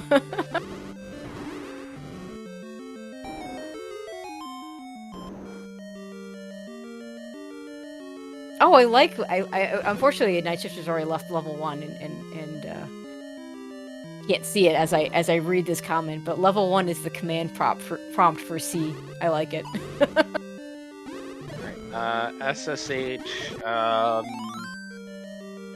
insert IP address here. Crap, it said I need a password. What's the combination of my luggage? 1, 2, 3, 4, 5, right? Both for nope, that Metroid didn't MST. work. Hold on. 1, 2, 3, 4, 6. Okay, cool. Now I'm... We change one number. Nightshifter now in 6. 6 has the book, which would be nice for the maps, but not hard required for Nightshifter. Yep. MST is going to have a problem in terms of not having the money for wood arrows. Yes, he needs that. I mean, he could do the gambling game again and hope this time it works out, but... Nightshifter might actually have a little bit of a faster 6. Well, he's going to use keys, because he's got the any key. And he's got the ladder, so he can go over these ladder blocks. So yeah, I actually would expect... And Magic Sword, like, all that combined, I would expect a different, a faster 6 for Nightshifter. And I could see Nightshifter gambling on this item, given that he's got the recorder in hand. Yeah, you're running out of places for the silvers to be. We know it's not here, but...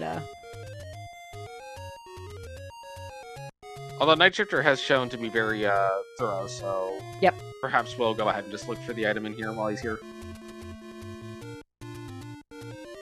Okay, where's Metroid MST going? He is going into... Get money! Okay, now he... Yeah, up A, go get your arrows. Okay, don't go get your arrows. I mean, there might be an arrow shop near here, but, like, there's one right on... Literally on the start screen. Yeah.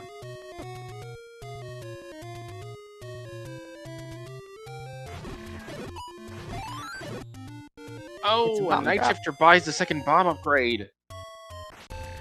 He's got the money for it.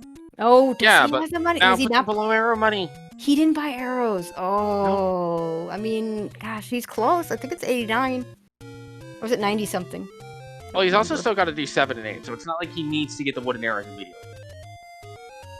It's such a good offensive item, though. I mean, I guess he's got magic swords, so it's not so bad. Like, even a Pole's voice goes down to 3.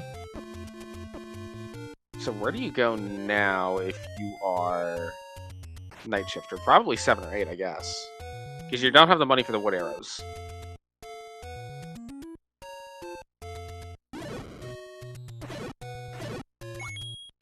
He's taking a page out of my book. See shiny bomb upgrade, buy shiny bomb upgrade. And MST on the other hand, I wouldn't. 3. On the other hand, I would have had wood arrows forever ago in this seed. Yeah, I mean, it's the only place. Well, I would have gone to 2 first if I were him, but like, he's got to know that there's something here. He's got the keys to open it. Well, he might be thinking that, oh, I can just get arrows here. Because ladder doesn't have to be here. Ladder could be in 2. Ladder could be in 2. This could be silvers, yeah. Well, he's got money for. He'll have money. And on the other, and he will have money for silver wood arrows by the time he gets out of this dungeon. If I could buy silver arrows, I would buy silver arrows. I don't care if it costs 55. Oh my god. I mean, I would naturally try to find them, but if I ever had 255 to buy silver arrows, whether it's buying silver arrows. Didn't that seed, that broken seed, have like silver arrows or something? Or was it a bow you could buy? I forget. You could buy a bow for like 92 rupees or something. You could also take a bow out of a take any that had a magical sword and upside down. That's okay. Yeah, that's one. Yeah, you pushed that before MetroidMst, and we're back into the battery of level 5, which is gosh, Nightshifter doesn't know that there's a raft in here that he doesn't need. Right. So he's gonna dig that out. I don't like going back into a dungeon that you already have a Triforce for before going into dungeons that you don't have a Triforce for, unless those dungeons are blocked in some way, and they're no longer blocked. The Shifter knows he's got to do 7. He's got to go back to 7 to get that Triforce and do 8. All right, there's Magic Sword for MST if he wants it. Well, at this point, it's very far out of the way for MST. Yeah, I don't think I would go get it at this point, but it wouldn't surprise me if he does. I mean, you know, they put the Magic Sword at 10 hearts for a reason. With a lot of our newer runners. With Red Ring and White Sword, I'm absolutely not getting it. Well, that was a pretty quick dip back into 5 for Nightshifter, actually. So, not all that bad, all things considered. Not as bad. It's certainly not as bad as it could be. I mean, and on the other hand, you know, we do have a Wizrub infested 7 that both runners have to go back to. So, knowing that Wizrubs are in dungeons does make me want the Magic Sword a lot more than, you know, caring about it for. Yeah, if you'd spent keys, you would have had this. You would have had this a long time ago. And if you had gone to the Armos item, you wouldn't have had to spend keys because you would have had the any key 5 minutes in. So, where is Shifter headed here? Hey, you're done with 3. There's literally nothing else to get here. All right, where is Nightshifter headed? That's a good question. Oh, Shifter's only a couple of rupees away from having the arrows, so it might just be killing some enemies to get the arrow money. Okay, now MST, go buy arrows. MST? Go buy arrows. You're not gonna buy arrows, are you? He's not buying arrows. Actually, you need at least 90. You need at least like 100 rupees. Right, because you need to fire the arrows at the Goma as well. MST's at 5. What? Going to go into 5? You know the raft is here, and you know you don't need it. So, oh my god. MST's seen all the dungeons. I mean, MST was did in he 7 not? and 2 earlier. You know, maybe he didn't see the hint, if that makes sense. I've seen that kind of thing happen where I remember, yeah, like the text pops up, but you don't actually read the hint. Yeah, I've seen it happen. There was a Rookie Rumble race last year where somebody was looking for silvers in 9, and they had the silvers lie elsewhere. This is why you need to read the text. Okay, Nightshifter in 2. Honestly, knowing that I didn't know that there was an arrow shop right next to 2, so now it makes a whole lot of sense. Yeah, Nightshifter exactly where he should be in level 2. Trying to get some multi-hits. But the hitbox for Goma is skewed to the left. Yeah, nope, that's bow blocked. that is a shape. It's one of those snake. Linear 2s. I would be digging this 2 out even with a Triforce midway through. Because, I mean, at this point, it's going to give you such good odds up or down on 9. Mm-hmm. And sure, Nightshifters has a couple items left still, but I think it's just worth it. The opportunity cost, if you're wrong, is very low. Yeah, I would full dig this too. And MST is about to get the raft. Now, it suggested in chat that MST might not use something with a hint decoder. He uses paper, so there's no decoders there. Although, yeah. You know, I mean, to be fair, if I were tracking with paper and I didn't know all the dungeon bosses, I probably would have a list for myself. And not just dungeon bosses, but vanilla dungeon bosses. Yep. And there's nothing wrong with tracking with paper. I know Fred tracks with paper. He's the one that wrote the randomizer. Scytown is another one does paper tracker. He won the tournament in 2022, you know, so... Jake Hopper does paper, and he won ST Live 23. There you go. There's another one, yeah. Actually, he uses more of a laminated map. It's kind of... I've seen it in person. It's pretty impressive. Yeah. Obviously, I haven't seen him track while racing, but, you know. Because, yeah, you were mostly racing him. Yeah. But watching him do some practice. I've seen it, and it's pretty impressive. Yeah, and that's right. Saiton does use the lemonade map, but like, the point is they're not using the electronic trackers that have all the bells and whistles. Yep. They're using pen and some sort of paper, right? MetroidMst back in level 2, but did he buy arrows? Did we miss him buying arrows? Go get your arrows. He doesn't have arrows. He's like, really, dude? Why do I need this? Now, hopefully, he wrote down where an arrow shop is. There's one at start. There's one. There's a closer one as we saw on Nightshifter side, but.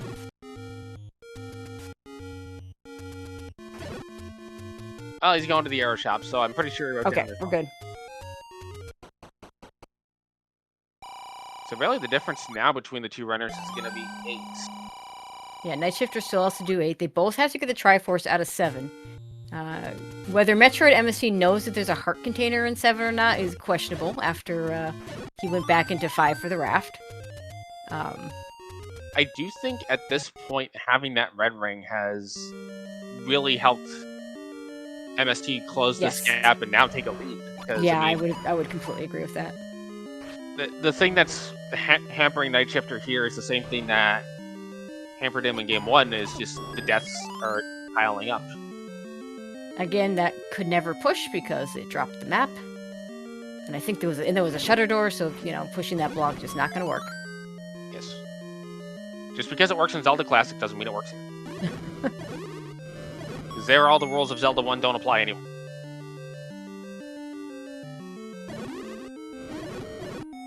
Like, you can't force bombs. Alright, it looks like both runners, let's see, yeah. MST not even, he's gonna clear, yeah, okay, not gonna clear the room. I like, there's no reason to clear the room until you're gonna come back for the Triforce. And for both runners, but especially in MST's case, it makes sense to take this, because MST is now in a state of, okay, so either this is silvers or it's a 9. The opportunity cost, again, is just so low. Yep. Assuming he knows that there's a heart container in 7. Now, actually, I go back to that Triforce room. What I would do in that room, I would kill all but one of the Lionels, so that once I get the item out of here, I can up A, and then when I get back there, there's just one Lionel left to kill. If you kill all the Lionels, then they're all going to respawn. But if you leave one alive, then the ones that you've already killed will not respawn. Yeah, good news, folks. The item in 2 is also ladder block. Oh, it's good that MetroidMst went and got his ladder. Yeah, really. I mean, granted, this doesn't mean the C's ladder blocked until we see what this item is.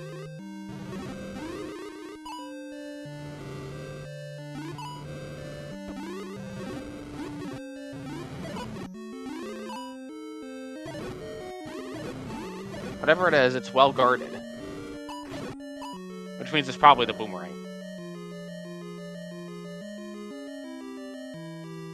Yeah. Now, would be a little more willing to use bombs here with the Master Sword in hand, just because if they're going to group that much, or even I wouldn't use the wand necessarily. In MST's case, I get using the wand. Yeah, wand is great. Wand with wand fire for these rooms is actually really good. Yeah.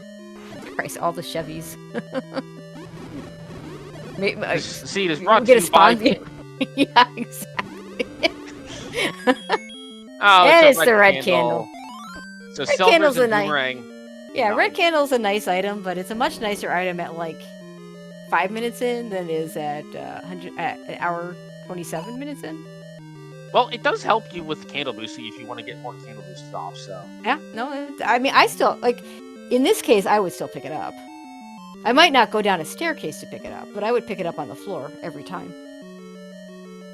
I have been known to get a decent amount of flack for not picking up the red candle.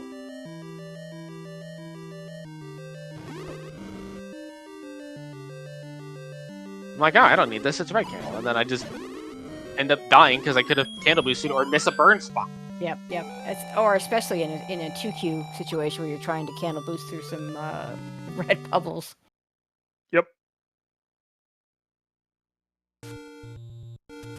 I'm also of the opinion, if you have to do any kind of shenanigans to skip an item, don't.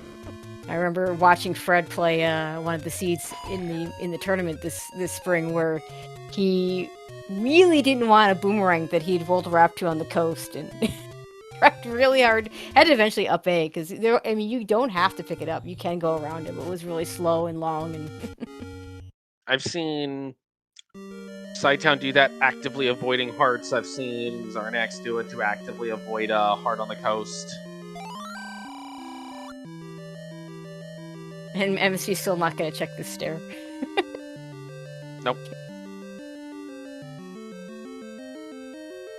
Let's see if MST gets the compass, though. I mean, he could clip to it now.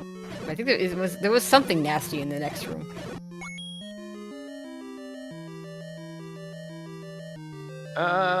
Just a blue wardrobe, but let's white sword, that'll go down pretty quick. No, with red ring especially. You definitely didn't have the red ring last time here. We're going to clip this. And now there's no reason not to open the ace. But now he's not gonna go and clear the room for the compass! Oh, no, he is. Okay. Okay, he remembered. He remembered. But now he has to clip it. Oh, he can use the wand. It's fine. No, he just wanted to bomb up. Oh my god, MST, no. Doesn't spend the key to get the compass when he's here the first time, and then just ignores it this time. He's forgotten it's there. Like, there's no question. He's just completely forgotten. That's the only way you don't get it, but Nightshifter doesn't have it either! God. The Nightshifter doing 7 before 8, so MST's gonna have a decent lead into 9. Yeah. Although, you could make the argument it doesn't actually matter what order you do the dungeons in. Oh, they're both in the Triforce room. Yeah, no, and you're right. It doesn't matter. Wait. Okay, pick MST. There's a heart container in here. Either get it or don't get it, but don't forget that you saw the hint that it's here. Okay. Nightshifter's off to 8. MST's off to 9. Okay, MST not going back in for the heart container, which is fine. He doesn't need the heart container. Yep. Just don't go back to 7 looking for silvers.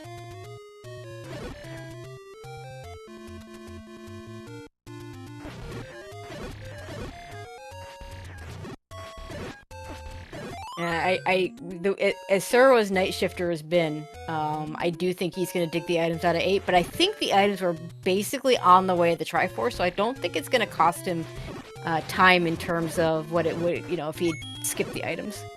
I think the red ring definitely was, which is going to help a lot. That's a 9. I hate... You got to stare to. God, I hate these little tentacle-y 9s like this. And yeah, I hate it when there's like a immediate one-off. There's at least one staircase that just leads to that room. And that room, I could have a compass, I suppose. We don't need the map. I could have a map. What, you don't want to go to the fingers of 9? No. And we get an immediate again. I thought I heard a roar. And maybe Zelda's in the next room. This could be it. Boat rooms are not the easiest, but there's a problem here. Yeah, we don't have silvers. Yeah. But fortunately, we bombed into the room so we can walk right out. Sometimes the fastest Ganons seem to always happen when I need to look for something. Well, that's how it works. It's the same thing where mode. when you don't need an item at 9, the first 2 stairs are the items. Well, there's the map that we don't need because we have the book. Hi, Aqua. Bye, Aqua. And, well, there's a boomerang. And yeah, the first staircase was an item, just not the item we want. Oh, hi, Zelda's room. Bye, Zelda's room. Zelda has been replaced by enemies. You know, one of the worst feelings is when you get locked into Zelda's room, and you know there's nothing there and nothing can drop, and you just have nasty enemies. Nightshifter sees the magic boomerang. Southwest. Okay, well, that'll keep MetroidMst out of 7 if he doesn't remember that there's a heart container there. Southwest of Skull. Instructions unclear. Went to level 10. Okay, no reason to clear this room, though. I mean, I guess it could have a compass, but, like, you need to find that's about the only thing you could want out of this.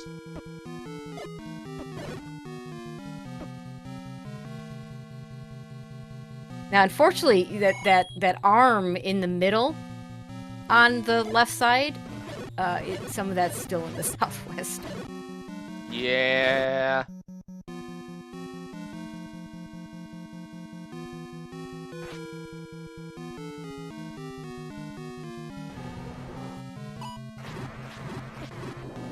It's not the ideal spot for it to be. No. Oh, this could be it.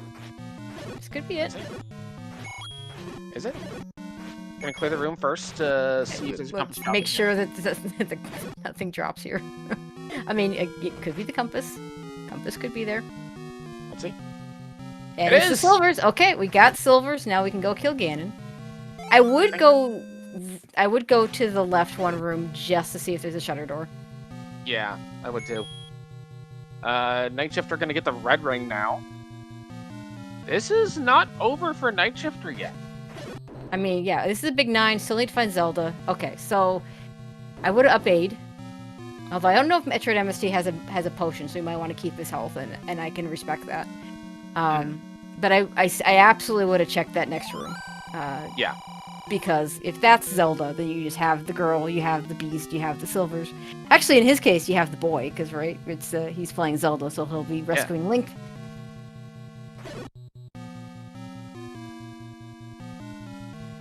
I like the I do like this choice from Nightshifter to say, forget the heart, I'm going for the Triforce. This could still be pretty close.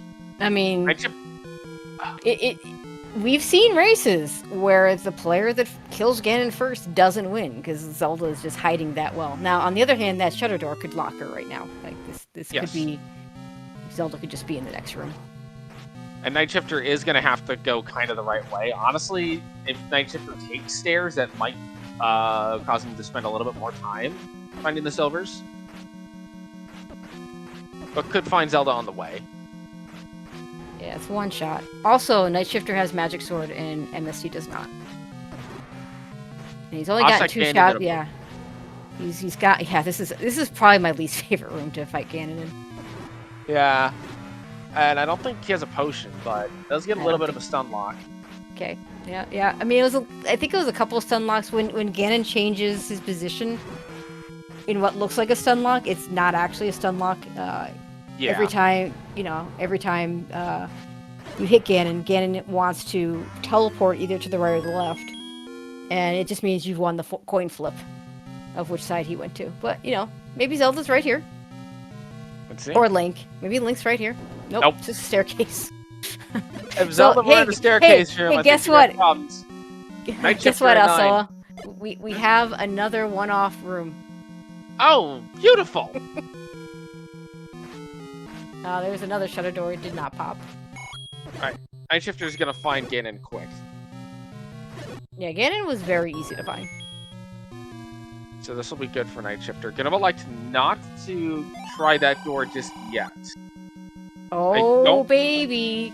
Looky there. Zelda. Come on. So, I don't actually think this is a bad idea for Nightshifter to not try those bomb walls just yet. It could be... Because you can't kill Ganon anyway. So it doesn't necessarily do you any good to try to find a path to Ganon right now. Yeah, I think that's fine. I mean, it helps, but it's not required, if that makes sense. Okay, so I hope both our runners kept track of a meat shop. Yeah, for real. There's a good... I mean, we know that 2 of our staircases go off to one-off rooms. And this is the hint Nightshifter needs to see. I think this is going to keep Nightshifter in this arm for a while, which is going to get him the silvers. This race is a lot closer than it might have seemed a couple of minutes ago when Nightshifter was behind by an 8. Oh yeah, he got through that 8 really quickly. I think he's close. I mean, just the magic sword has closed the gap, I think. And as Chad has pointed out, MST has no bombs. That's a problem. And doesn't have the money anymore to buy that bomb upgrade at the beginning of 7. Yeah, it was like 100 and something. It was well over 100 for just two bombs. It was 100 northwest. Okay, so he's in the right area. But No door here. Killing the virus, you know, virus or bomb droppers are usually better bomb droppers than that, though. This could be it. No, it's not. Jeez. So, Nightshifter has the silver arrows. Might not be aware that you can bomb into Ganon's room. Oh, that's a problem. I mean, there could be a magic staircase to get to the other side, but there is a staircase to get to the other side. We know that the staircase on the other side of Ganon is a transport, but it looks like he's going back. He might actually try it. I mean, this has got to be it right here. Yeah, this is it. Yep. Oh my god! It's a shoot room! Oh no! Oh no! Okay, it's a shoot room! And he has no bombs. You need to bomb down, maybe, or there's another staircase. Yeah, you gotta bomb. You have to bomb down. Kill the fire. Kill the virus. See if he drops bombs. Oh my goodness! If Nightshifter can pull this out because of bombs, it's insane. Okay, reset the room. Oh, but Nightshifter's in rough shape. Oof. I would have reset that room. See if the virus comes back. Wow. All right, so... Okay, so this is still not over. Still not over. Hold on to your butts.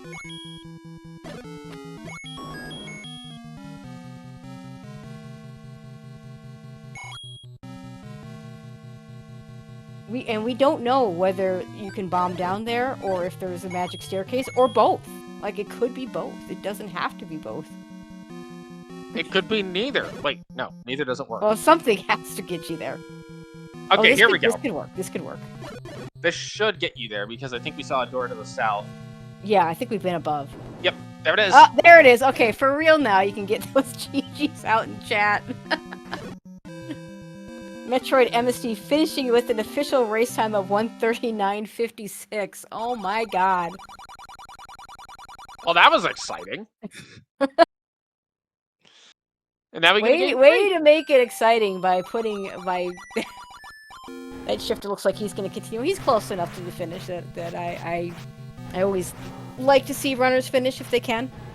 Yeah, you're in the Ganon fight. Honestly, this is a pretty good place to stand for Shifter. Ganon seems to be cooperating a little bit. Kind of stood on top of him there, but only needs one more hit.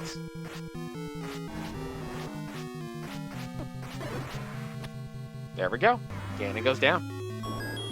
Now he gets to have the fun of finding Zelda in a shoe, and in the shoot room. Oh, this is okay. This is actually kind of nice. Try to bomb out of Ganon's room if you can. Yeah, I think that's a good play. Because you're basically kind of gambling that Zelda is not in this room if you do that, or at least seeing what your options are.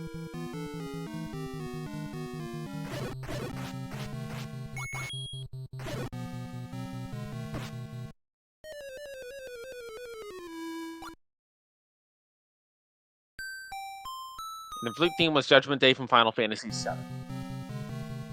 I don't know Final Fantasy VII, so that would be why. I mean, it's gotten to the point where I recognize some of the tunes just because they come up often enough. But that one I didn't know offhand.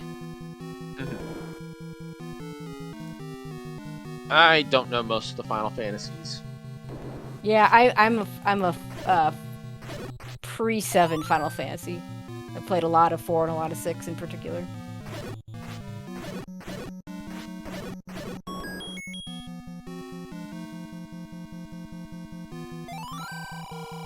And there's that big one. The lovely bait. That you can't bomb out of.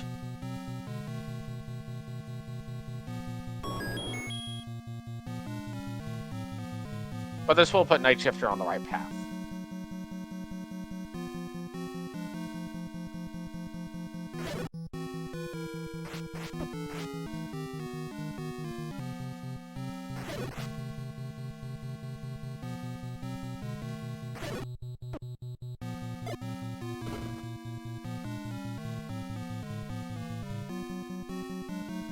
I want to say the hint was somewhere up around here.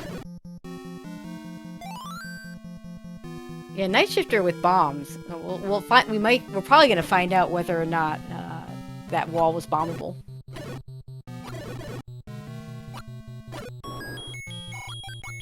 Because Nightshifter might actually just be... nope, he's gonna go this way first. Well, if he takes the stair... He will not, but that's okay. Because this ultimately is gonna lead around to Zelda anyway.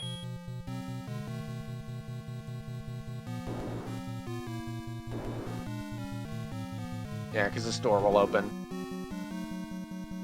And he'll be like, hooray! I've won! Oh, wait, what? What is that? Alright, let's see if this bomb's open. Nope.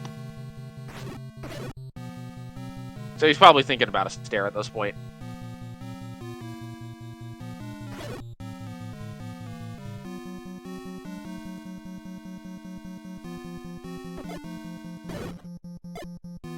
Nope. Cannot bomb into the room where Zelda is. Okay. It is only the magic staircase. But it's gonna up A. It's gonna up A. He's gonna be further away.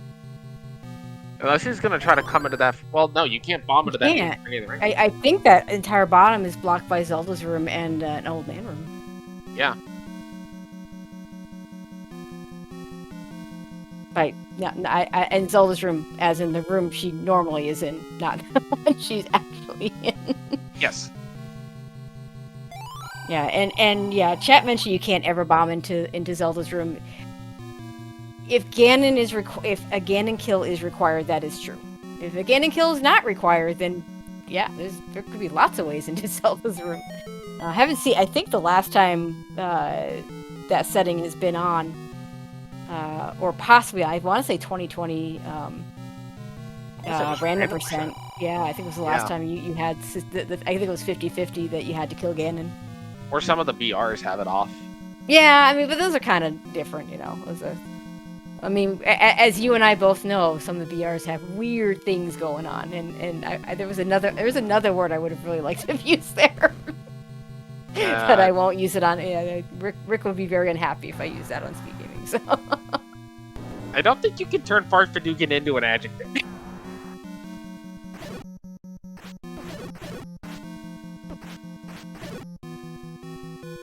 No stair here. Hopefully Nightshifter kind of heads back to that corridor stair that he saw earlier. Yep.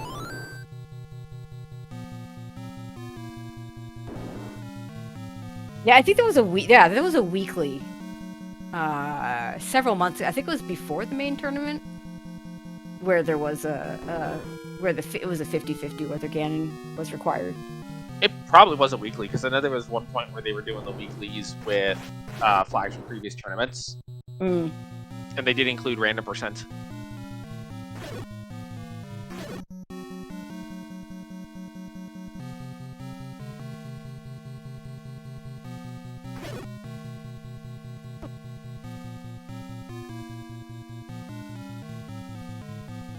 This could lead down there, actually.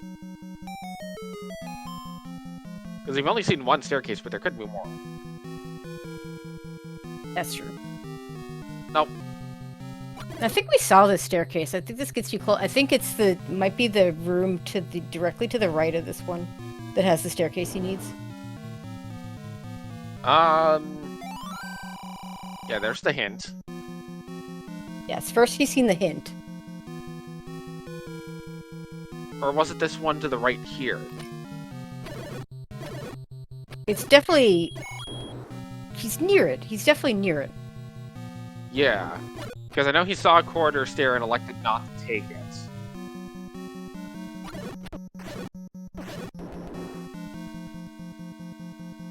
He's gonna head back to this room. Check for a staircase in here. Hopefully you remembered to mark that as a stair. Alright, I've just heard from MetroidMst. He's going to decline the interview. It is pretty late for him and going to bed, but I have... Sadly, you all won't hear it, but he and I will be chatting at some point. You're not getting away with... This is it. This is the stair.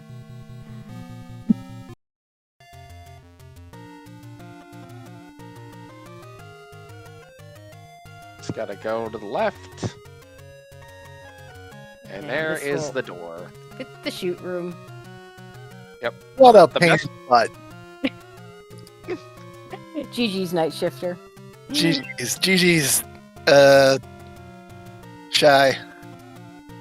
Yeah. Unfortunately, MetroidMst going to bed. It's late for him. I will have a conversation. To be clear, he's a good friend of mine. I am allowed to give him crap. We'll use the nice word, or the nicer word. I have questions for him, but we'll give you questions instead. All right. Fire away.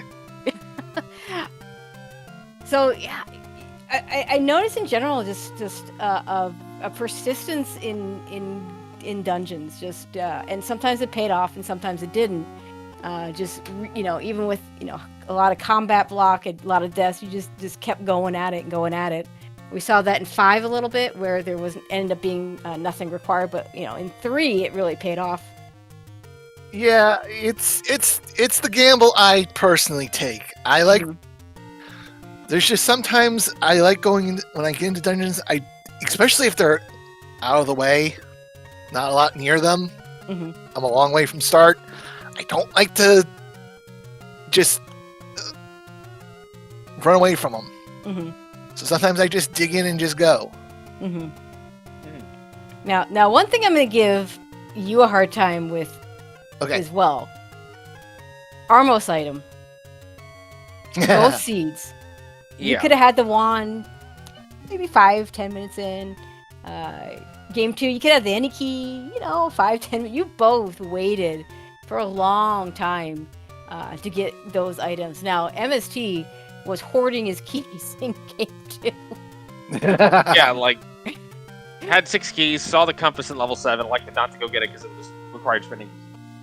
Didn't had like 3 or 4 keys in level 3, didn't get the ladder out of 3 first time in, little things like that.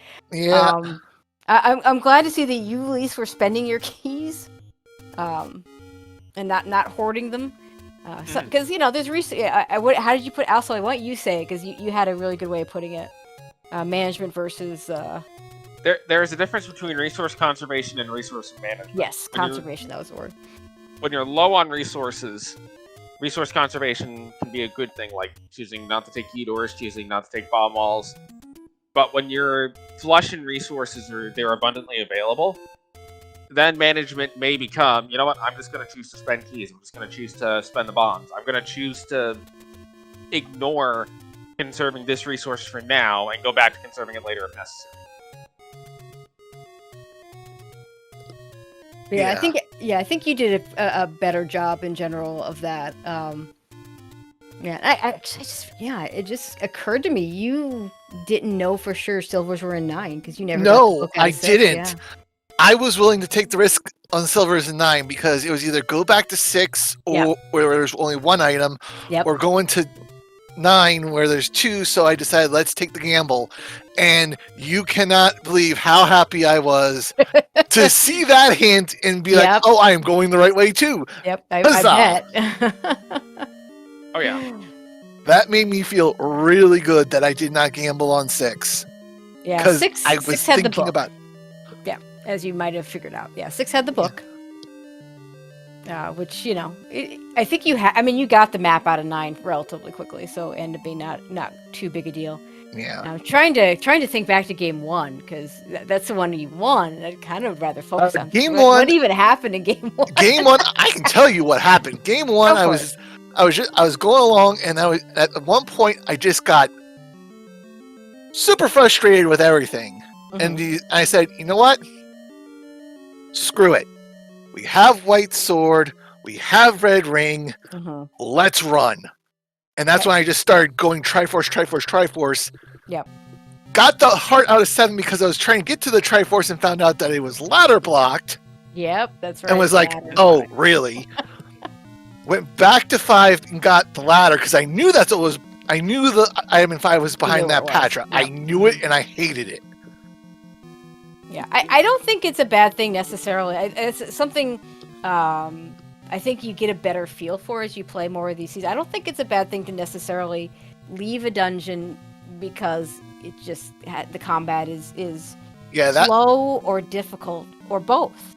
And so once they got the ladder out of quarter, was going to be available. So yeah.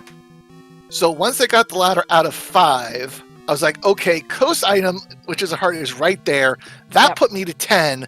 I tooted, got my mags, went back to 7, flew through 7.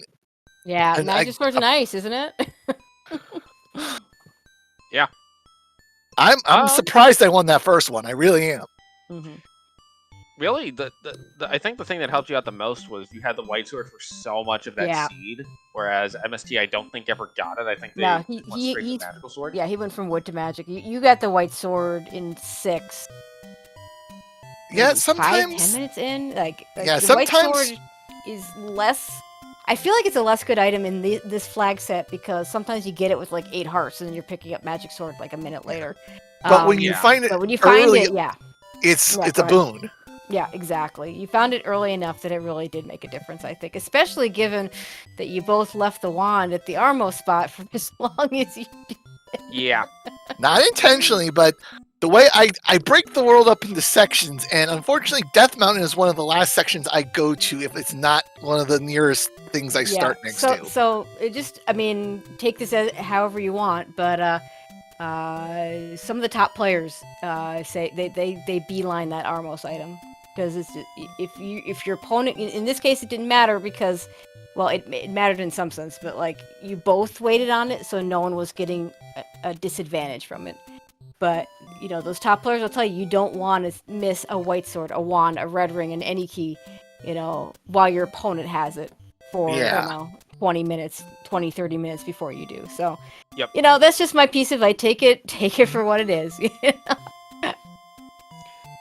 And the other thing is, one of the things that the Rookie Rumble does that not every race is going to do is the sword start. Yes. So when you don't have that sword, prioritizing the Armos item becomes a case of, you already got to go look at open caves anyway to find your sword. Yep. Prioritizing the Armos items kind of kills 2 birds with 1 stone, where you're looking for open caves for your sword. And oh, by the way, you might pick up a white sword or a wand on the way. Yep. Yeah. Absolutely. So, but I did like how in game 2 your start screen had a shop with like all the things you would care to possibly pick. The candle, the blue ring, and the arrows all right there. One stop. And then the game made you buy arrows. Yep. Yeah. Made you buy arrows. That's what was killing me with when I was like, okay, it's time to go to 2. Oh, yeah, right. Money hasn't been a premium this seed. Yeah, and then you bought the bomb upgrade, which you knew was 2. And I'm often see shiny bomb upgrade, buy shiny bomb upgrade. So I can't blame you at all for doing it, but it's like, wait a minute. And also I was like, wait a minute, no, he needs arrow money. He hasn't bought the arrows yet. And so that was yeah. Look, the shiny things are shiny, and we like shiny things, but sometimes the wooden thing is the more important thing than the shiny. Yeah. Absolutely. Yes. But I'm pleased with the split tonight, especially since I wasn't playing my best. A lot of unnecessary deaths. So I'm glad I at least picked up the split, so I have a chance tomorrow night to win the series. All right, is that race already on the schedule? Yes, it is. All right, let's take a look. In fact, I think this might be the end of the scheduling for tonight, so let's take a look at tomorrow. Let's see. And I will say real quick while you're nothing doing that. Nothing the channel yet, but yeah. So yeah, go ahead. This is the first time I've ever seen the 2 of you run, and both of you looked like you performed really well.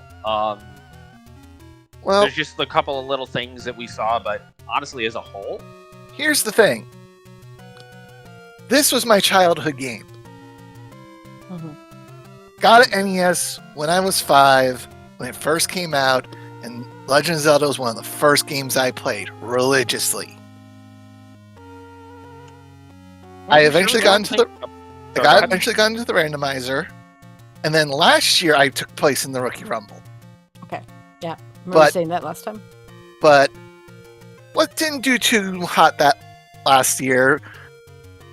Went 0-3 in groups and then just missed out on the last chance qualifying.